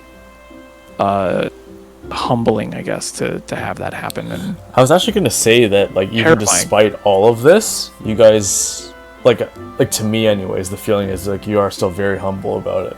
So that's why I really appreciate about having you lead us into this and kind of get like an insider, more in-depth look at how you guys actually operate and stuff. And I've been thoroughly impressed. Like, you guys are still very passionate about it. You're always updating things immediately when patch hits. You think of ways to update, you think of ways to innovate, and yeah, I just had a really, really good experience so far, seeing 2 of the 3 aquariums so far. And I'm sure that sentiment can be said from everyone pretty much watching. It's been a very informational, but also a very welcoming and humbling experience as well for you to have opened your doors to both Alaura and I and the greater housing community. So thank you, Fruity. Yeah, no, and thank you for having us. Also, I want to say thank you to the Sophia Aquarium, because they do sometimes, like, if somebody's like asking about like is there any other attractions, sometimes they do like tell them about Fluffy Land and send them our way to. So that's always like just lovely. So thank you guys for always thinking about us too. Yeah, Kyrie is a huge advocate for the Oceania servers, Tyrian servers, and is a huge advocate for not just like reminding people that they exist and they're not just a cluster of servers that you just can use to, as I think as they are referred to as tourists. It's not just a tourist server, like people actually are here. They are playing it, and there is a community here. So Kyrie has been a big advocate for that and has been using the aquarium and Aquarium Sophia to help promote that. And speaking of Fluffyland, I'm just going to link Alaura's housing theme park. It's on Materia Bismarck Imperium Ward 6 subdivision, and that's the link to Fluffyland Park, their card, and all of the wonderful designers. You've got Teague's got a design there we've seen earlier this stream. Liara has a house there as well. Decibel has a house. Nakota has a house. They were all here on stream earlier. And many more housing designers who each have their own special, unique designer space. And a lot of HousingTalk alumni, like Saya Iogane has a place there. Man, I'm blanking. There's so many people that have been on the show, but tons and tons of HousingTalk alumni, tons and tons of housing designers in the greater housing community, and we're just very appreciative that Materia is actually being seen for once, and it's being enjoyed by so many of you community members out here. So just really fortunate to have this experience with you, Fruity, and Alaura as well, and all the other housing designers. And we always throw, if Kyrie comes in and says, hey, I need help with this, there's like no questions asked. Like, we know that what Kyrie is doing for this is something that we are like, we support what you want to do. Just tell us what you need. And we'll do it. Awesome. So let's head inside and explore some of the rooms. I don't think we'll do all of them on this list, but I do think that Sophia doesn't get as much, despite me saying, like, it's been on FoxClon. It's a big part of the Materia community. We host events here. I don't think it gets enough vision. So this is our smallest aquarium, but it is also the one that is in the largest house. Wow. So the one thing that all the aquariums have in common is we have our new arrivals tanks. You'll notice that on we didn't look at them on Europe, but they were in the basement as well. Wow. So we have a layout of all these different these are all the same fish that were added in 7.2, and they will get updated relatively looks quickly. familiar. Strawberry, hey, how's it going? Another fisherman, the final fish. What do you mean there won't be fish? Pat's appreciated. It's such a troll photo. You guys all have the similar troll portraits, guys. All the fishermans that I've seen on the stream. We just know. You just know, yeah. When you know, you know, right? Know. Yeah. And so this one has the same components. It has the new arrivals tank, gift shop. You have like your standard like welcome counter, very much structured in the idea of what would be a real life aquarium in Eorzea, etc. Right. More plushies. And like the only thing it's missing is an ISO Styles comment just saying fishing. Oh my god, I gotta. Come on! Let me do it. Yeah, I gotta do it now. Fishing. Oh look, they even have like a changing room. There we go. Woo! Because they had more space. You could do a whole lot more interesting things. So like even upstairs they have their own like separate cafe that's much more spread out than the rest. Look at that. Yes. Before we go to the cafe, I absolutely love this middle part here with the sharks. So that's a jumping puzzle. Oh. You can jump. The jumping puzzle is the sharks. Wow. Baby shark. Alaura, can you beat Fruity to the top? Well, no, because he already got it. Really bad at. He got it. He's really bad. You're really bad, but you won. Well, I also you asked hey Alaura, can you beat him? And Alaura as had you're to come jumping from, right the other side of the house. Yeah. As I'm at the top. Yeah, Well, Alaura always plays dirty, so it kind of makes sense. I do not play dirty. What? How dare you? How dare you, sir? I love how you say, "How dare you, sir." You're still being respectful. I appreciate that. You're welcome. It's the only time I'm respectful. So they have that the whole centerpiece, because they have so much space here. It's you got to use it with something. Right. And then off to the side, they took a page from what Europe did with some of these fish, and some of the ones that aren't tradable or just aren't easy to achieve. They definitely have a very small pool of volunteers and thus smaller amount of time, and so it's a little bit harder to get some of these things. They have some of the harder to get ocean fish like coral manta in here, which is the one that I caught on this character. Namazu. Yep, stuffed Namazu, Major General. They have a lot more tanks too that they can play with. So they just kind of go around and have a lot more fun with it. Yeah. But the main thing for the lobby is in the basement. If I can throw you all down here. Oh, you're gonna throw us? All right, that'll be fun. Let's go. I can't wait to get lost together. Alaura's quite aggressive, so we have another guest here. Oh, it's Melodic. Melodic Cerulean game. I see. I'm Mel. So this is down here in the basement. Wait for ISO to walk down. Okay. ISO's the camera. We have it. It makes sense if the camera's here. Oh. Yes. So this is About time, camera. this is what they call kind of the Reforest Cafe. Oh. Or just a Great Coral Reef Grotto, because that is something that is a huge part of the Oceania region, is the Great Barrier Reef off the coast of Australia. This is absolutely beautiful.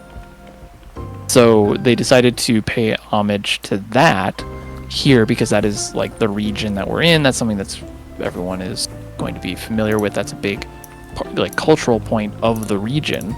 They wanted to make sure that they had that included. Wait, hang on a second. I completely turned away, and all of a sudden there's a hype train going on, level 3 new record. What's going on here, guys?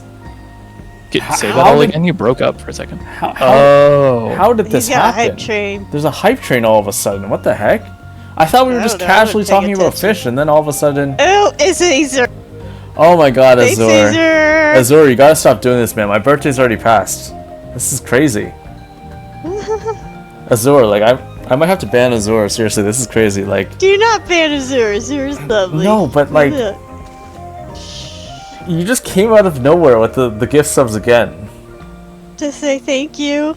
Thank you, Azur. Seriously, we really appreciate the support, and Azur's another community member who supports quite a bit of housing designers and housing streamers. But man, you gotta stop sneaking up on me like that. Seriously, I really appreciate the support, though, Azur, and just even your positivity that you always bring with you when you do come out. So we really appreciate you, and thank you so much again for the 10 gifted subs, Azur. Jesus. And if you guys got a sub from Azur, please thank you. Say thank you to him.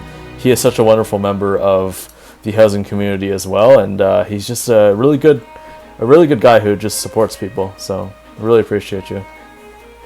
Woo! Yay! And thank you for the sub, because I got caught up in that. Yeah, I saw that. Fruity Snacks. Now you're one of us. One of us. Wait, all he has to have is a Fanta now. That's the finishing touch. So you need you gotta be a Lala. Exactly. Yeah. By the end of the stream, he'll be Lala. Yeah, on all the regions. So. Hold on. Let's see. I think I can make this work. Oh my god, you're actually Fantaing? Fruity Snacks is Fantaing live on stream? No. Okay. I happen to have a Lalafell character in the Oh, that's right. So you've been hiding from us this whole time. He's actually a Lalafell main, I think. So fun spicy. fact. Some deep fruity lore. When I first started playing this game, I started as a Lalafell. Oh. Because I just really wanted to be something goofy. Like you're eating me, like that Spriggan's eating, like my... Hey, what do you mean? What? Because the Spriggan hat is like right on top of my head. It looks like it's just like... Aren't you into cannibalistic fish? Apparently you are. Cannibalistic Lala. Yeah, everyone's gonna believe that I'm the cannibal, right? Not you. Yeah, that's why you have the perfect cover, because you just like blame it all on me, and they're like, oh yes. That's your own fault for being murderous all the time, so. It's your fault. I do have a Lalafell character, but I forgot I haven't unlocked teleportation on them yet. Oh my gosh. So I'm just gonna log back into my main, but do know I do have a Lalafell. Yeah, right. It's probably just saying that just to be part of the cool crowd, right? Yeah. Yeah. Just because all of us are Lalafell. It's okay, Fruity. Your secret's safe with us. Sorry. You can be part of us, yeah. You're an honorary Lala. Yeah, an honorary Lala. Yeah, that's it. Yeah. Oh. 3 complete. Okay, I'm back. Now we're level 4 hype train. Heck, wait, what? Level 4 hype train. Wait, how are we level 4 though? Because Azure gifted another sub. Keep it going. Oh my god, Azure. I'm gonna ignore Azure for the rest of the stream, I think. This is too much Azure, seriously. I won't ever ignore you, sir. At least one of us is listening to you, oh my god. Good cop, bad cop. Here. Yeah, that's how we hit people. Azure saying, love everything you guys do. Melodic Blue saying, it's fun seeing earlier / alternate versions of Fruity. If you go, wait, hey, I'm trying to read the chat.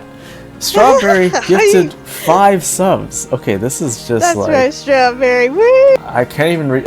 You guys are just doing this to stop me from talking, aren't you? Because I talk too much. That's what it is, isn't it?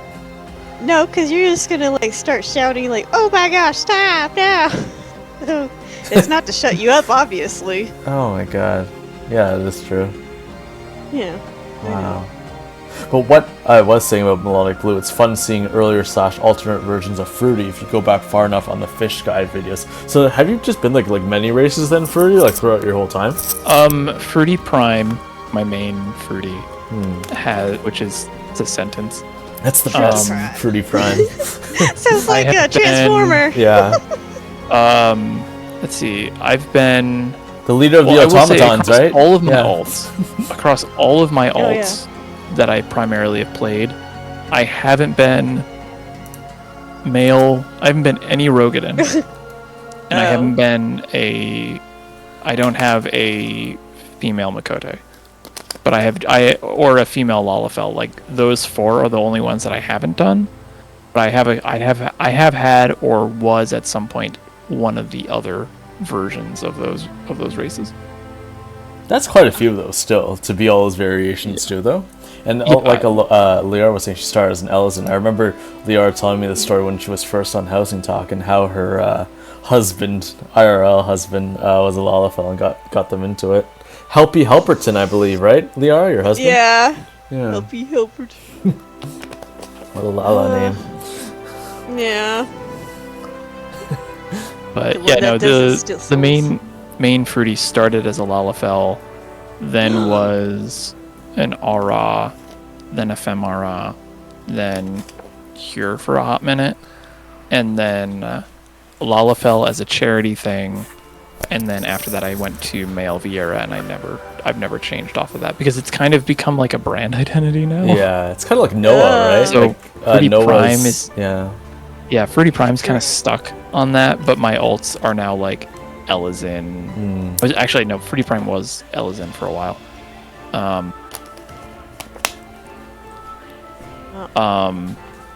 But yeah, that's about it. Finn can have a friend now in the community. I mean, I've been playing Finn's and Elzin as well. I've been playing this game since Heaven's Ward, so it's like, yeah, I've had enough time to kind of switch between a few of them. Yeah, to know what you really want. Yeah. So but now I'm stuck on Male Vieira, and I say that lovingly because I actually really enjoy Male Vieira as a race to play. Yeah, I tried it for a bit, and then I was like, man, I need those Lalafell emotes again and be chaotic and crazy and stuff. I decided that I just really like playing races that are tall and lanky, with long ears. It's like the complete opposite of everyone standing in this room.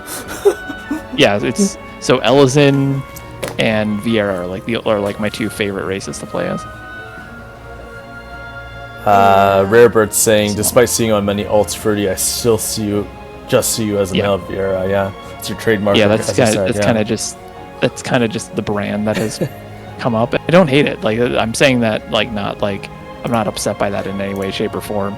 It's just kind of I'm Fruity Prime. That's who you are. Yeah. So sometimes it's an Elzin, and it's just weird. Okay, Azur, you're gonna get the band hammer soon, man. This is absolutely insane. Azur Stop giving money. Yeah, Azur, you gotta save your money, man. You gotta buy that house. Like, you can't. This is crazy. Wow.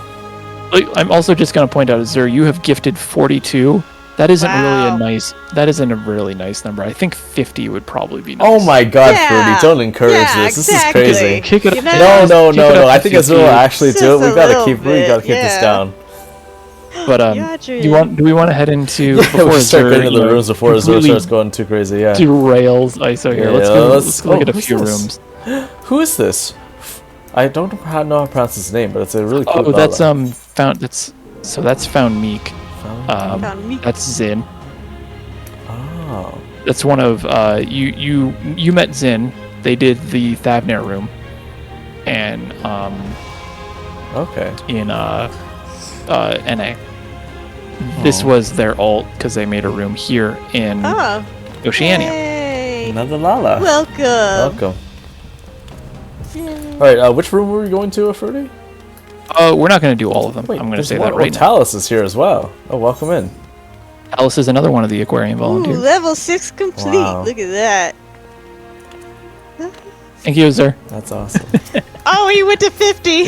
Oh my god, Fruity. Now I'm not the fan of Fruity all of a sudden now. Oh, this is crazy. Whatever. No, don't do it. I just Wait, do what? No, just kidding. You said you're banning me. Oh. Level 7, yeah. Let's head to room. I'm speechless. Oh god, there's so many here that they get. Why don't we do some of the later ones? Let's do 16 and 15. 16? Just to explore. Yeah, the latest one, right? Fishing Terminal 9, that one? Yep. Okay. Yeah. So the one thing I will mention with Oceania. Ooh, I love the music already. Is some of the styles of their. Whoa! This is crazy. Yeah. So think of the rooms that we had with the annex, and think of all the aquarium rooms, and that is what Kyrie has been doing with these rooms. The curation isn't necessarily let's display every single fish in the game. It's more of like, how could we just curate this in an interesting way? Yeah. And so it's very Heidelin like. This is very ISO approved. It's my kind of thing. Oh my god. It's very much like, how can we show this off, like, and name it based around like how, like, I think it was the Encyclopedia Eorzea chapters are written. Was like kind of the initial idea for that. So Kyrie just goes wild with these builds and the folks who make it. But one thing I will mention is, because Materia has been such a small community, early on, a lot of those early builds were made by North American and European volunteers because they just wanted to get folks to be able to do this. Right. And so I think Oceania really has this interesting blend of all of these, of like an entire world worth of build styles in one, because we have volunteers. Like, I have a build here, Liara has a build here, Zin has a build here. They're from all over. And you know, it's a good point that you mentioned that, because one of our second Japanese designer who we had on the show, Messiah Men, we had him on about a month ago, and his first build that we started with was on Materia, like a really nice modern build. And it really is just that. Like, I'm just so glad that Materia is being used as, I think that's how they almost intended it to be used by, purposely making it so that everyone could come here, is that they want to kind of see and test the waters to see what kind of community can be developed here. And obviously you guys have been doing a great job, you and your staff, but then us in Housing Talk as well, like Mating on Bismarck, like we got Fluffy Land there, and then we have all our other Housing Talk projects that we're kind of doing, right? And it's really, really nice to see that Materia is finally blowing up a bit in the community sense, and that people are actually like considering us like an actual, you know, like region, right? And there are a lot of like JP, NAU designers that all come here to build and to make like venues and stuff like that. So it's just really nice of you to hear that you share a similar sentiment to us. Yeah, there's when Kyrie is very much for like Materian identity. Materian, that's a nice one. Materian identity. It's a whole lot easier to say than Oceanian. Materians. But I'm a Materia kind of girl.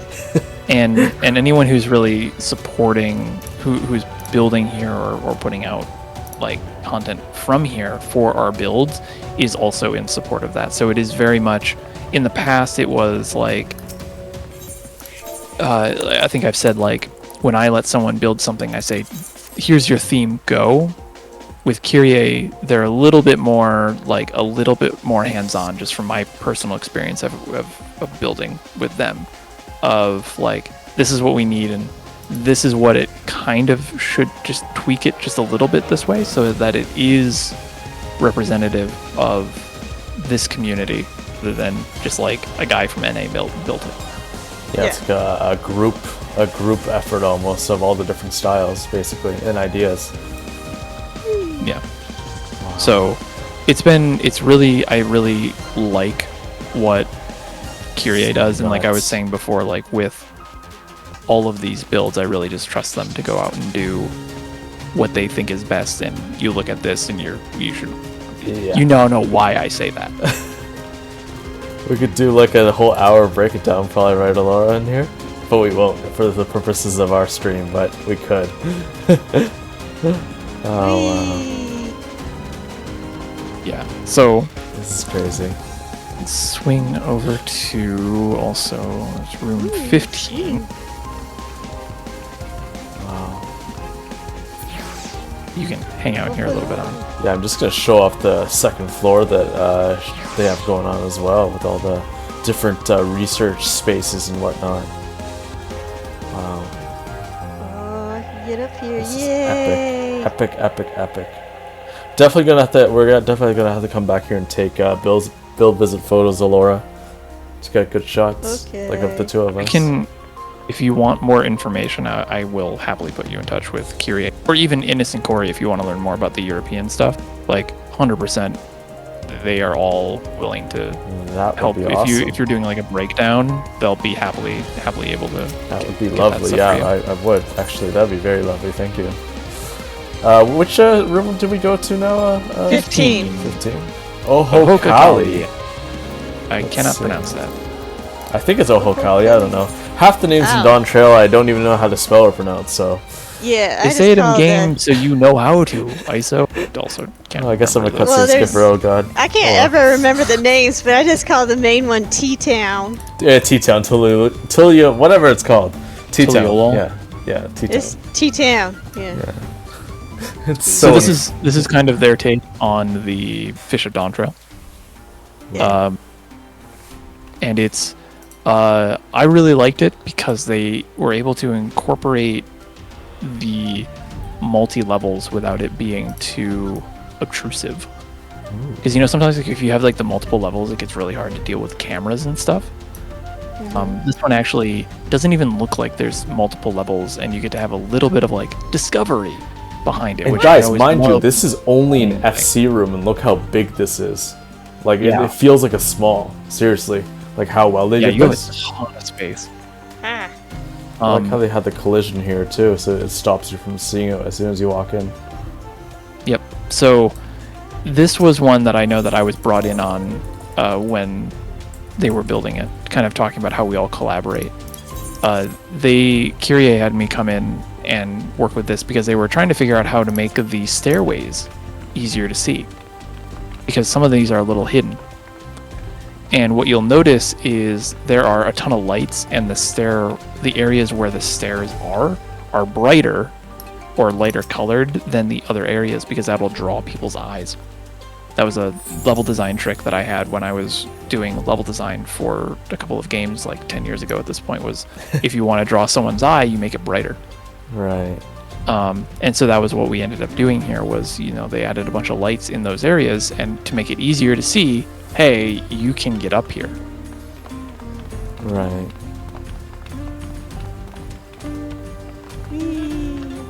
Wow.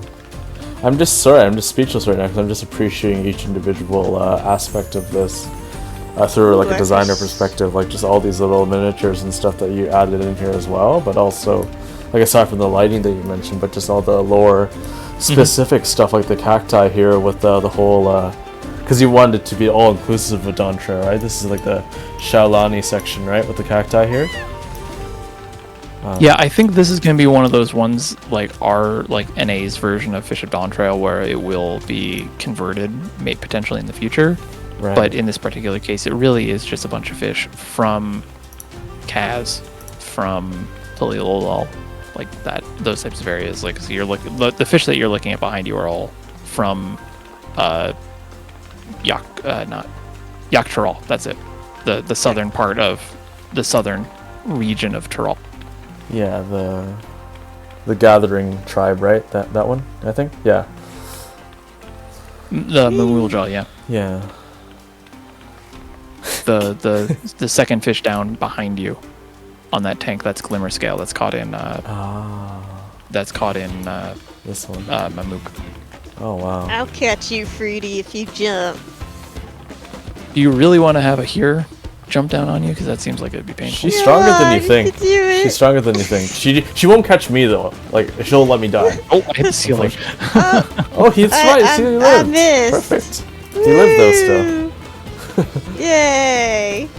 Look at you go. That's amazing. I wish she was better with me, but at least you get to enjoy the support, Fruity.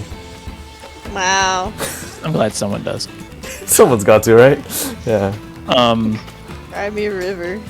I'll also just point out these guys over here. I just like these fish. They just look fun.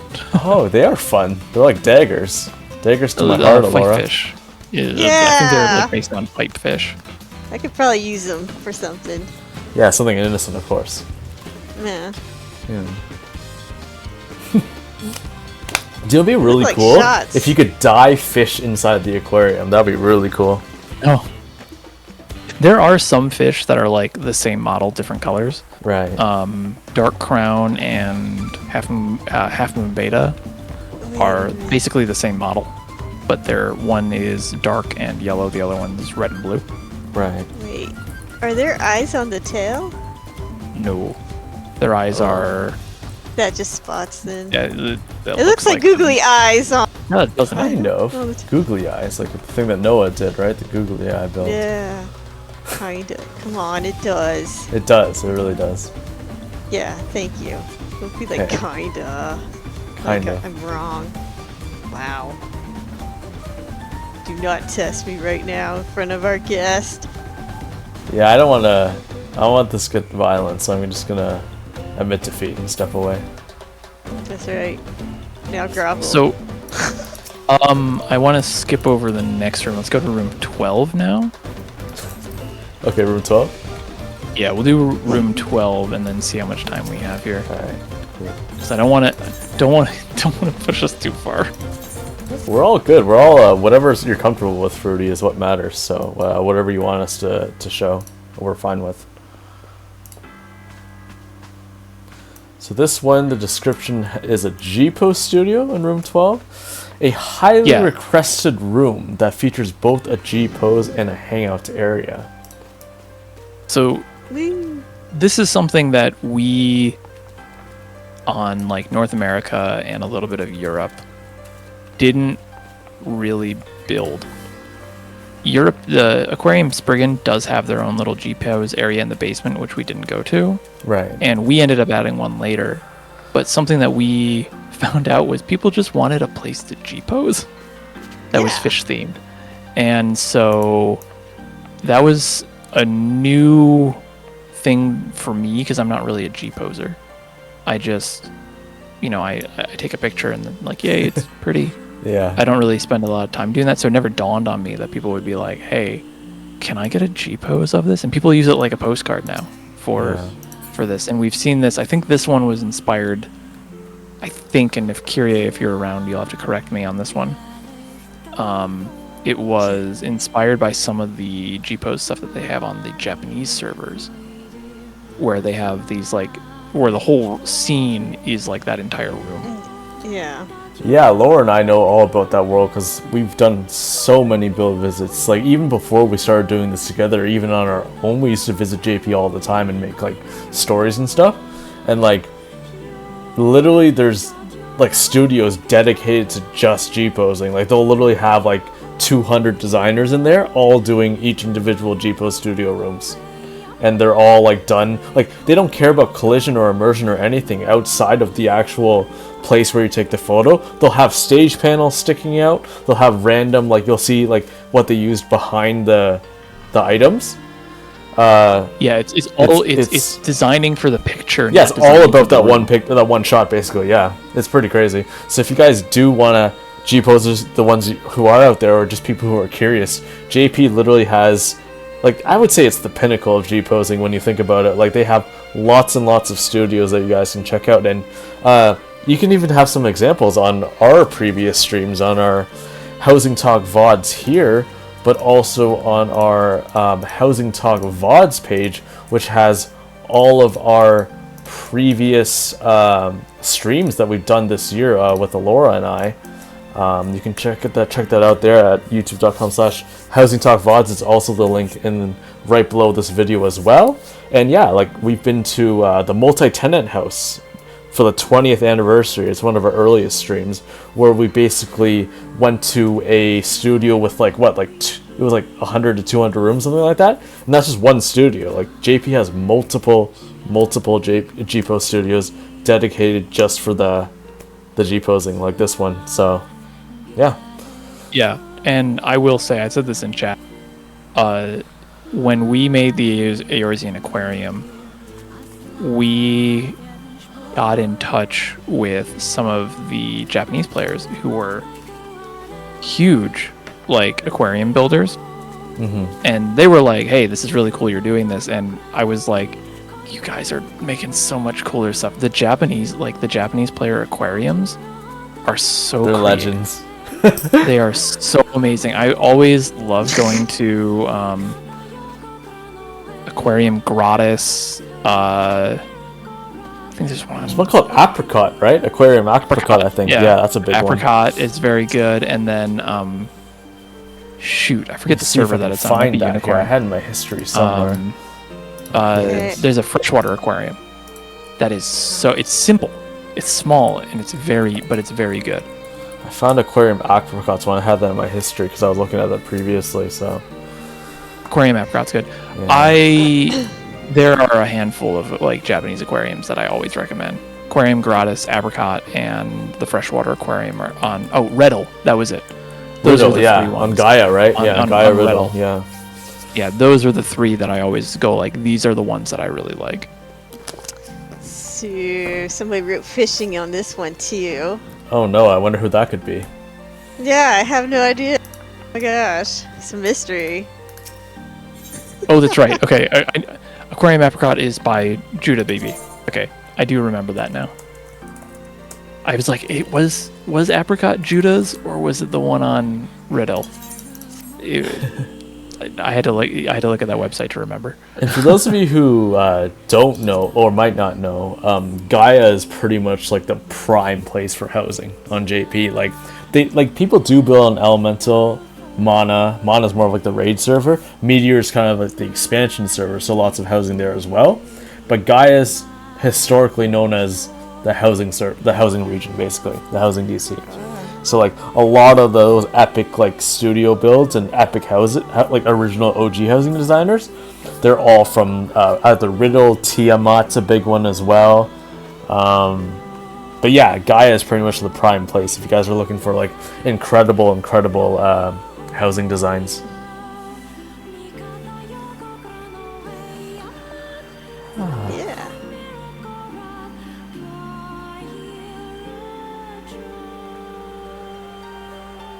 Let's see. I have to remember what these rooms are before I recommend. I think we're gonna jump to next. Okay, yes, we're gonna jump to room 6. Room 6, all right. Which is the big catch. The big catch. Woo! Okay. It must be me. Definitely not. Wow. The big catch in brackets Wasoi / Far Eastern room, the best twist on the original museum template. Yes, so when we were talking about those templates before with how it's like 2 walls, it's kind of a hallway, this one takes that template and then just blows it up. But you look at it and you're like, this is still that template. They changed how it works. This is one of those rooms where it's like we didn't need to add Lalafelian step stools because they just were like, well, everyone's going to be able to see it at that height now. Aww. And would change it. So they just brought everything up. It is, you can feel kind of like that freshness of like, you know, if you've ever been in an aquarium and you're walking over water, there's like a sense of, you get like a little bit of a cool feeling because the water is absorbing all the heat. You can kind of feel that because it's cool, slightly warmer colors offset by the cooler colors. It's calm, it's relaxing, it's very nice, very well done. Yeah, the lighting in here is insane. Like, it's very, very indicative of what you just explained. Wow. Plus like the way that the final big opening window at the very end is done is I think one of the best, if not one of the better ways that has been done in the aquarium group. And honestly, for those maybe newer housing designers or housing enthusiasts, the Glade set of items, like this Glade lantern here, probably provides the coziest, warmest lighting you can have in the entire game for housing design. So anything Glade is very, very nice. It's very warm feeling, which is what they used here as well. Wow. That.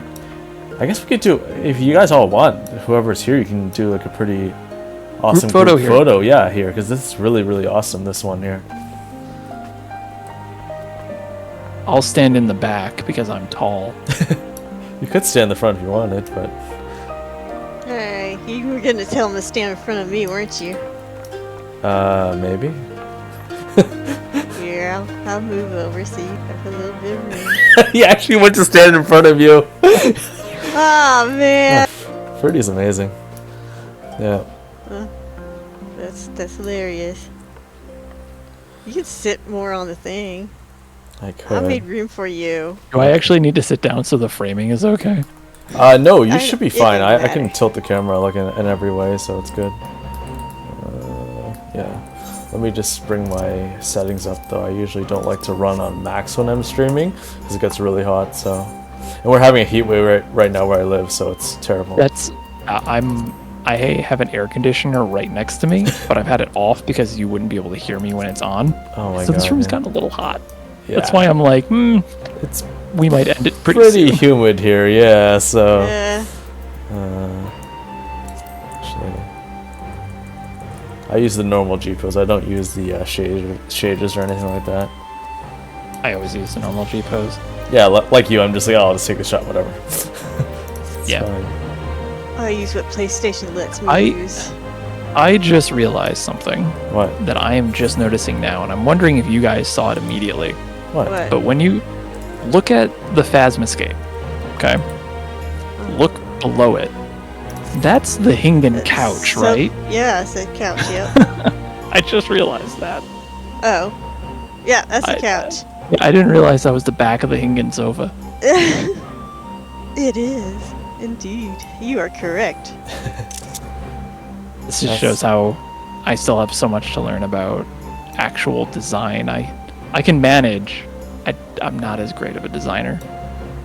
Yeah, but that's why you have us, right? And that's why you're doing fish, right? So like we both kind of have all the experts here. Yeah, you fish, we don't. Yeah. So yeah. Yeah, and yeah. Just gonna take a few, maybe looking at the camera too. Right now I'm everyone's height. Aww. Aw, this is very cute. Yeah, I'm gonna take a few. I know Laura's gonna take some as well, so. What? Yeah. Now I'm your height.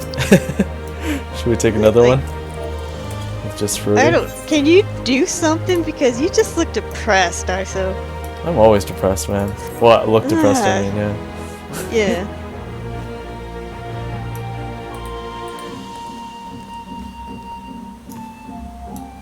Now I totally glitched this out. My feet are stuck in the floor now. I see that, yeah.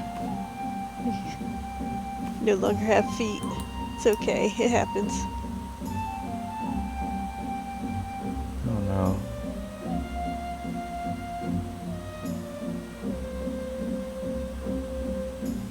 Fluffy's getting in the way of this angle. Oh. Well, you know what? It's fine. He's fine. Maybe we'll have him look up like this then. There we go. Just a simple one then.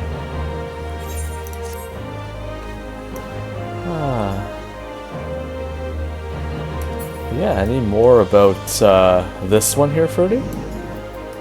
Not really. But we can do one more. Okay. How's that sound? One more room, right? Do one more room. Okay. No, I was about to, one more aquarium on Japan. A secret aquarium that I didn't tell you about until now. Yeah, surprise, by the way. Yeah. We actually don't have an aquarium on Japan, and that's intentional, and I will explain that in a second. Let's go to room...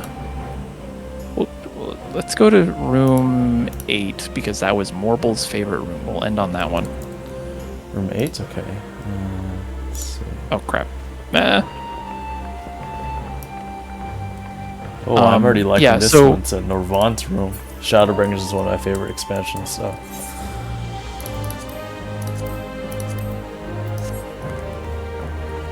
So we do have aquariums on North America, Europe, and Oceania data centers. Right. And a lot of people have asked, well, are you going to go do something on Japan? And we have thought about it. We have the resources to make that happen, but what we don't have is the people to kind of lead it. One of the things that we have always done, and I was saying this earlier, when we were building the European aquarium, we wanted to make it a aquarium that was made by the European players that they can feel that ownership over. And we just never really got a connection into the Japanese community, really, to be able to feel confident that we could make a aquarium on Gaia or on Tonberry or something that felt like it was a genuine Japanese build, if that makes sense. Yep. So that's why we've never really actually moved over to Japan. We could. We absolutely. I think we might have even set up an FC just in case we decided to. But for the most part, we never really. We decided that we needed to be respectful of that community, of that culture, of those players, and not just barge in and make this aquarium because we could. We wanted to make sure we did it right, and we just never really found or made the connection with those players. Well, the best part about this whole thing is, like I mentioned previously, I played on JP for about 2 years, and I was posting in their housing community, so I do have that connection with a lot of the Japanese designers. So I think it's not as rigid as you expect in terms of the whole respect thing. It's more about just understanding that that's the way that they do things and to respect that. But as long as you're not being a super big asshole, or you're not using mods and stuff, you're for the most part, it's pretty welcoming. The thing about the JP housing community is that they like to have visitors come. They really appreciate it when people come. Even when you go take G-Post photos, people are waiting in a whole line. They literally respect everyone. As soon as the person's done, they bow to them, that person bows to them, and the next person goes. So it's just a very orderly community, but for the most part, they really do enjoy even foreigners coming by. So... yeah, and that's something that we've been I've heard, and then it just comes down to finding the people. and so we've been really just spending the past couple of years, really, year and a half, just focusing on what we have now. Mm-hmm. And this is very much like management speak, which I hate to say.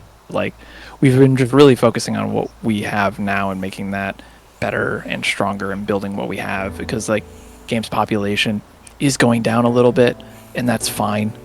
We don't like. I'm not going to say much more on that beyond I expected that. That should be expected. Mm-hmm. And so we plan for that, and we're just adapting to that. And so we're really making sure we're representing our current regions well enough before we decide to make the move and be like, can we do this again? Yeah, because it really is like a completely different way of playing the game and looking at things. Like the JP community is much different from the rest of the world, which is, I think, part of the reason why they don't allow travel there. Like, I don't think they'll ever open that up, because at the end of the day, the JP community is still their main player base, even though there's so many of us here. So like whatever they say goes, basically. Like, they're gonna build towards them.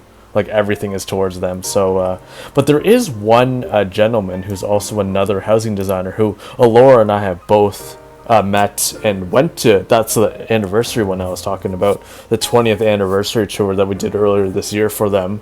Mr. You're Dandy. Up for me, so sorry. I'm getting. Oh no, sorry. Can anyone else hear me as well or not? Yep, you're good now. I'm good now. Okay. Mr. Dandy is a mega housing designer on JP, but he is actually the one who owns and operates the one on Gaia on Tiamat, and it's called a multi-tenant house, and basically it is what it is. There's like 200 to 300 designers from like all big like designers on JP that all go there, and they basically make themed rooms for every season or every month kind of thing. So like I think they're renovating their entrance right now, so I believe like probably sometime in the late summer or the fall they'll have like another themed, like all the designers build to a theme, and then you'll have like 200 rooms of just that theme from like multiple designers basically. So like they've been very forthcoming and very open to Alaura and I, even being foreigners, like for them to welcome us into their community and just like, you know, share our VODs and share like what we do and stuff is like, that's why I think it's like really it's more just about like learning how they do things and respecting that more than anything. Like I think they're not really opposed to having foreigners welcome in their space. So but yeah, I know what you mean though. Like it's just like you guys want to focus on your stuff first, but like it's really just like we definitely want to, but we just don't feel comfortable enough to do it right and correctly. Right. And so we just haven't done it yet. But I would love to one day be able to say that we're opening an Eorzean aquarium on the Japanese data center somewhere. I think that would be like the ultimate goal here, is to be able to do that and have it be a like active place like all the other ones are. Right. Yeah. I think Meteor might be a good place as well, because like I said, like there's lots more housing too there, so you'd probably be able to establish a better base, because Gaia is very congested as well. So Gaia is like the Aether. Yeah. Well, Mana is more like the Aether because it's the rating scene, but yeah, Gaia as well. Yeah. Oh, true. But anyways, so all of that to basically say, I would love to one day do a Japanese Eorzean aquarium at some point. We just haven't gotten around to it yet. Yeah, it will come eventually, right? So yeah. But anyways, so this is really just another Norvramp build. Alaura, I don't know how the hell you got up there. Got up where? What? I jumped. Oh my okay. God. I thought it was another shark jumping thing. A shark jumping. Shark. Yeah, I'm sorry, but I was trying to say jumping shark.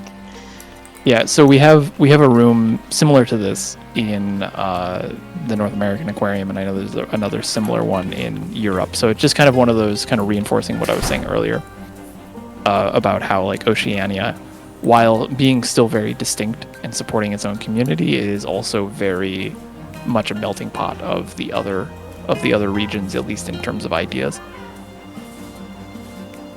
Yeah.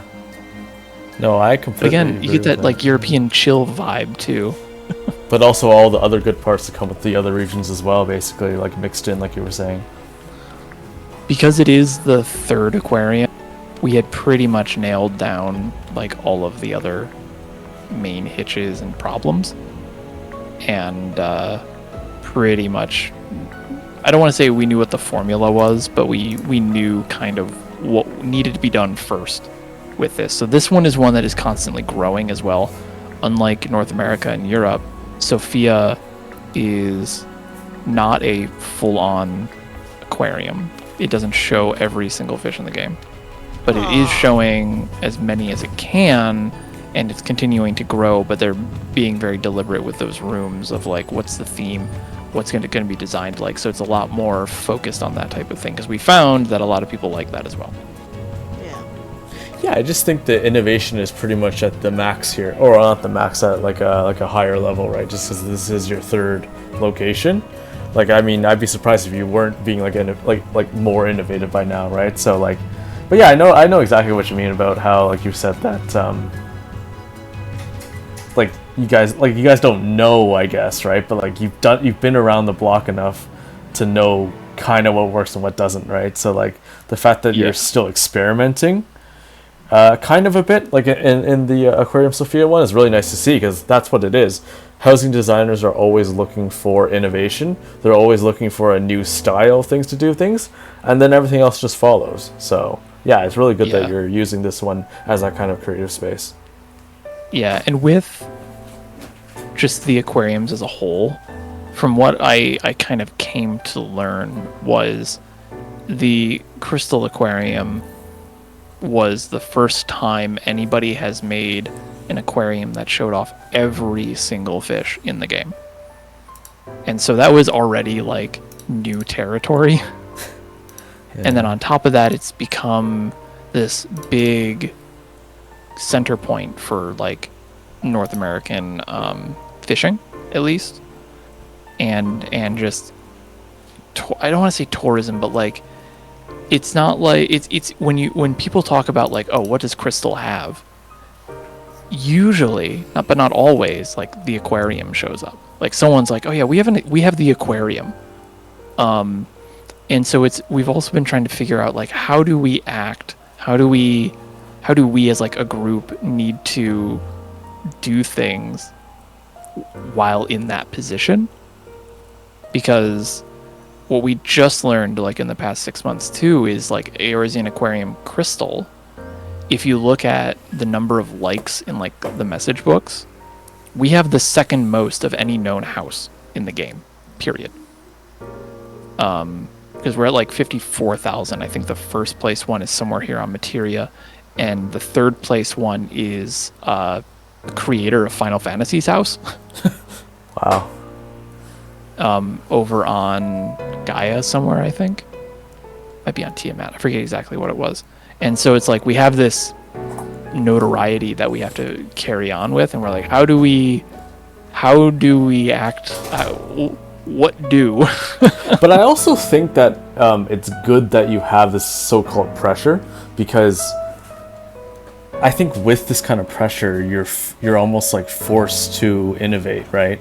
Like without this pressure, I feel like it's a lot easier to stagnate and keep doing what you think is best. But if you have these external pressures on you, I think you're able to make something even greater. So I think it's a good thing. Yeah, and we just the one thing that we do is like we just always try and have fun with it. Yeah. We like that was the one thing that like if we want to do something that's fun, we do it.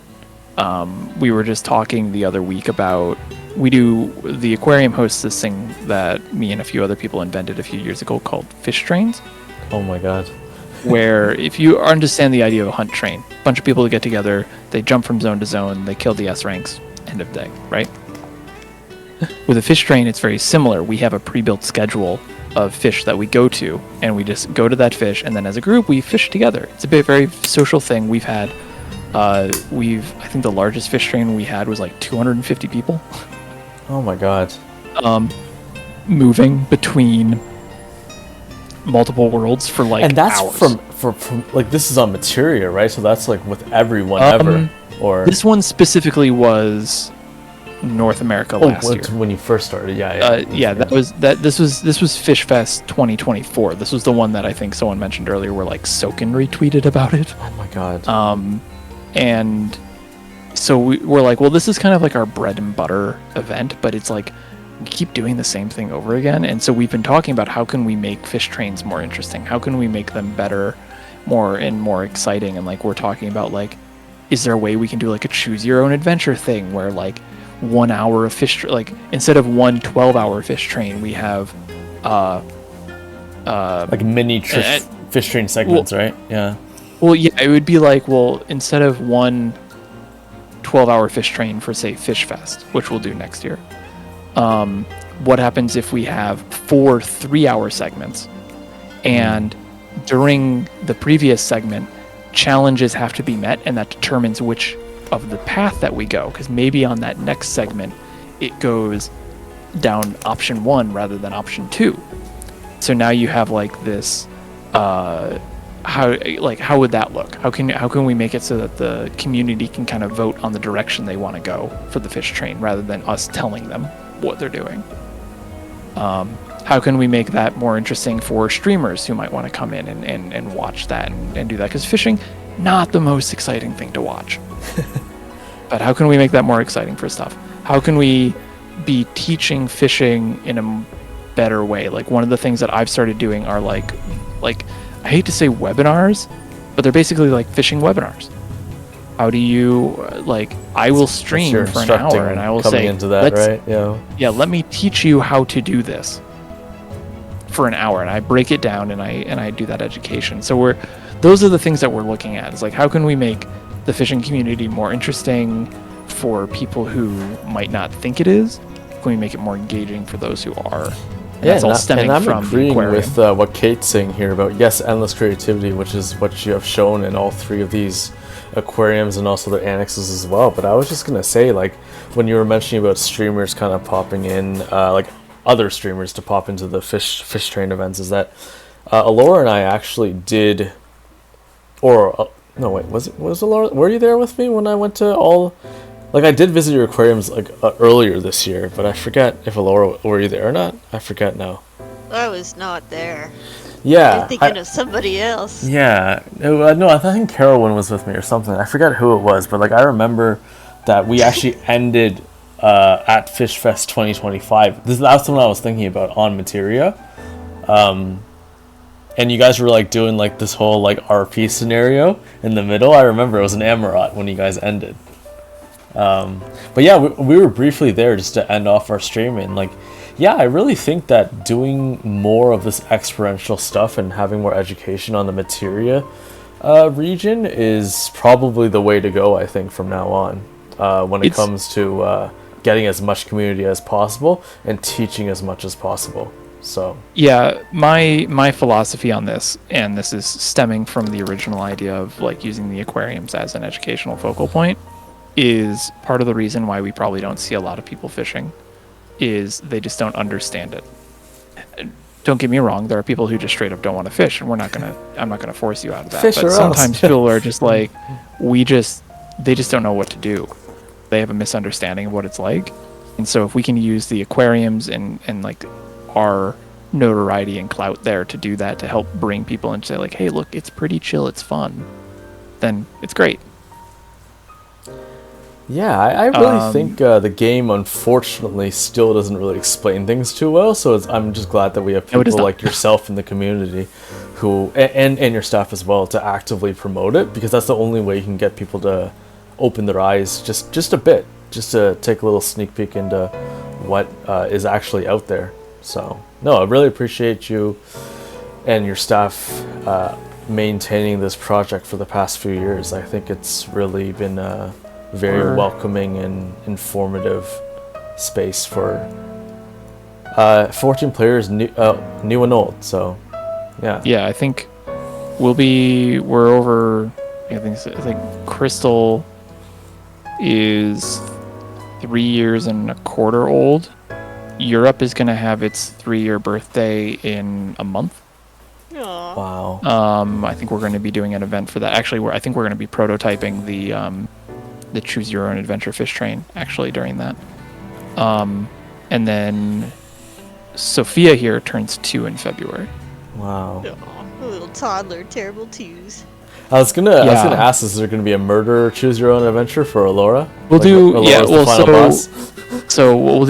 We'll almost certainly, again, that's like one of our most popular, most enjoyable, most requested events is All Tanks Wake, which is our Halloween event, where every year I write a All Tanks Wake was the first ever event that I came up with for the aquarium. And I came up with it before we had even finished the aquarium. I literally was just like, hey, it would be really funny if we did an event for Halloween called All Tanks Wake, because it was just a pun off of All Saints Wake. Yeah. And we've been doing it now for 3 years, and we'll do another one again this year. It's like when Alaura thought of the term Hacking Tide when we did our Easter build for Hatching Tide. We did a live stream build of like a murder mystery kind of Easter event, and we did Hacking Tide, and we built that live on stream. So, yeah. Aquarium staff in the game or in chat, please hold me to an Easter event called Catching Tide. Catching Tide. Man. Oh man. I'm gonna surf. But yeah, so that's kind of, I guess, to like bring it all back and conclude here, like the aquariums started off as like this art resource for the community to be like, here's a place for housing enthusiasts to come and see what the fish look like for their builds, a place for fishers to come and just, hang out and feel like they have that ownership. And we just are really trying our best to continue to do that, to provide events, resources, materials, whatever a fisher or a houser or anybody housing developer, a houser. That's my favorite singer. Yeah, we're housers. Whatever they need to just kind of come back and do what they need and just support the community, because when we thought we were just going to have something small, the community came out and was like, no, we love this. And so we are just now doing our best to try and give back to the community, not just in North America, but in Europe and in Oceania now. Well, I think it pretty much all comes full circle here in Materia, just because everyone's able to visit and share their creative aspirations and their projects and all they think about the game. So really glad to end it here on Alaura and I's home DC. But Fruity, it was such an amazing time hearing your insight and your perspective on your housing projects, your aquariums, but also your insight on Fortune in general and the community that we've all built as players. Thank you for thank you for enabling and giving me permission to ramble about that for 4 hours. Yeah, I love to talk. I'm sure at some point that's going to come back up, and someone was like, "Well, you said this," and I was like, "Oh yeah, okay, yeah." I really appreciated you guys for the invite. I hope that everyone enjoyed the mega tour. I don't think I've ever actually done a tour of all 3 aquariums and annexes in one sitting, so this was nice. Yeah. And mind you, Fruity and his staff have prepared a plethora of rooms outside of the ones that we've seen. We've only got a glimpse of what Yours and Aquarium is all about. I think I did the math in my head earlier. I think we have like 80 to 100 different unique aquarium exhibits between all 5 buildings. And each aquarium alone can give you hours of touring content, so like bring your friends. We're constantly changing it around every patch, bringing in new fish, adding in new exhibits. We'll have events coming up for sure. Like I said, the European birthday is next month, so we'll do something for them.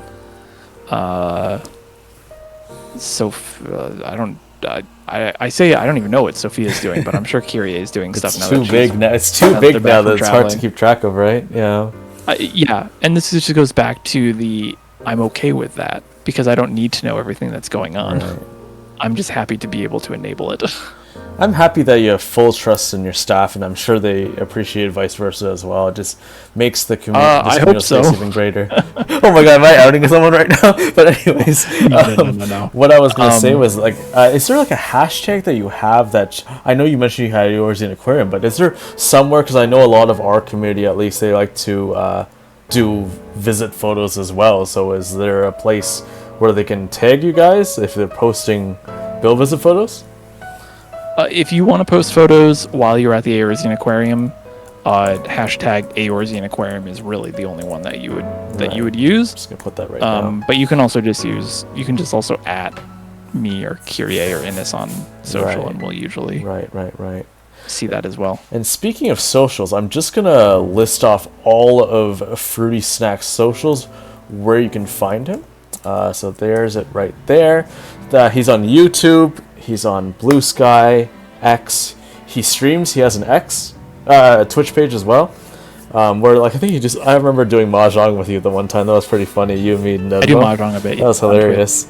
And then that's the Eorzean Fish website there, and also the Discord invite to the Eorzean Museums down below at the last one right there. But yeah, if you'd like to know more about Fruity and what he's all about, he's pretty much on every social media you can think of, and if you'd like to become more part of his community, or possibly become a volunteer, become more a part of his whole community, the Discord invite is there down below at the Eorzean Museum Network. Yeah, thank you so much, Fruity, for having us on. Alaura, did you want to say any last words before we kind of end the stream here? Go fish. Woo! Thank you, Fruity, for being on. We enjoyed having you on. And thank you so much for having me. No, it's been very enjoyable, outside of the fact that it's kind of sweltering in my room now. Yeah, I'm dying right now. I'm gonna go drink a lot of water. Yeah. There you go. Yeah, and swim with the fishies. Yeah. There's not really, unfortunately, anyone we can raid to that's like kind of like cozy like us. There are a couple of DJs, but they're pretty high energy. So actually, you know what? You can go. I could just raid to Amelia, whatever. But yeah, thank you so much again for coming on. And yeah, we should probably go hydrate and eat something, right? So yeah. We are actually taking a bit of a break here after this episode. Alaura and I are taking some vacation time the next couple of weeks, so we won't actually be back until mid-August. So I believe our comeback date will be Sunday, August the 10th, is when we'll be returning to Housing Talk with some future episodes. So for now, just enjoy all the VODs that we have on our Housing Talk VOD channel below. There is our link tree, but I can also post it in the chat right now. That has basically our Twitch podcast here, our YouTube VOD page, our Discord community server, if you'd like to join the Housing Talk Discord, which Fruity is a part of as well, and also the separate X designer pages that Alaura and I both have, X at IsoStyles and Alaura at Dan and Alaura. And yeah, you can find that all in the link tree below. And yeah, thank you again, guys, for all having us. And we will see you next month after our vacation. So thank you again, guys. Yeah, thank you. Thank you. See you later. Bye-bye. Bye. Bye. Guys, bye. See ya. Bye. See ya. Bye. Bye. Bye. Bye. Bye. Bye. Bye. Bye. Bye. Bye. Bye. Bye. Bye. Bye. Bye. Bye. Bye.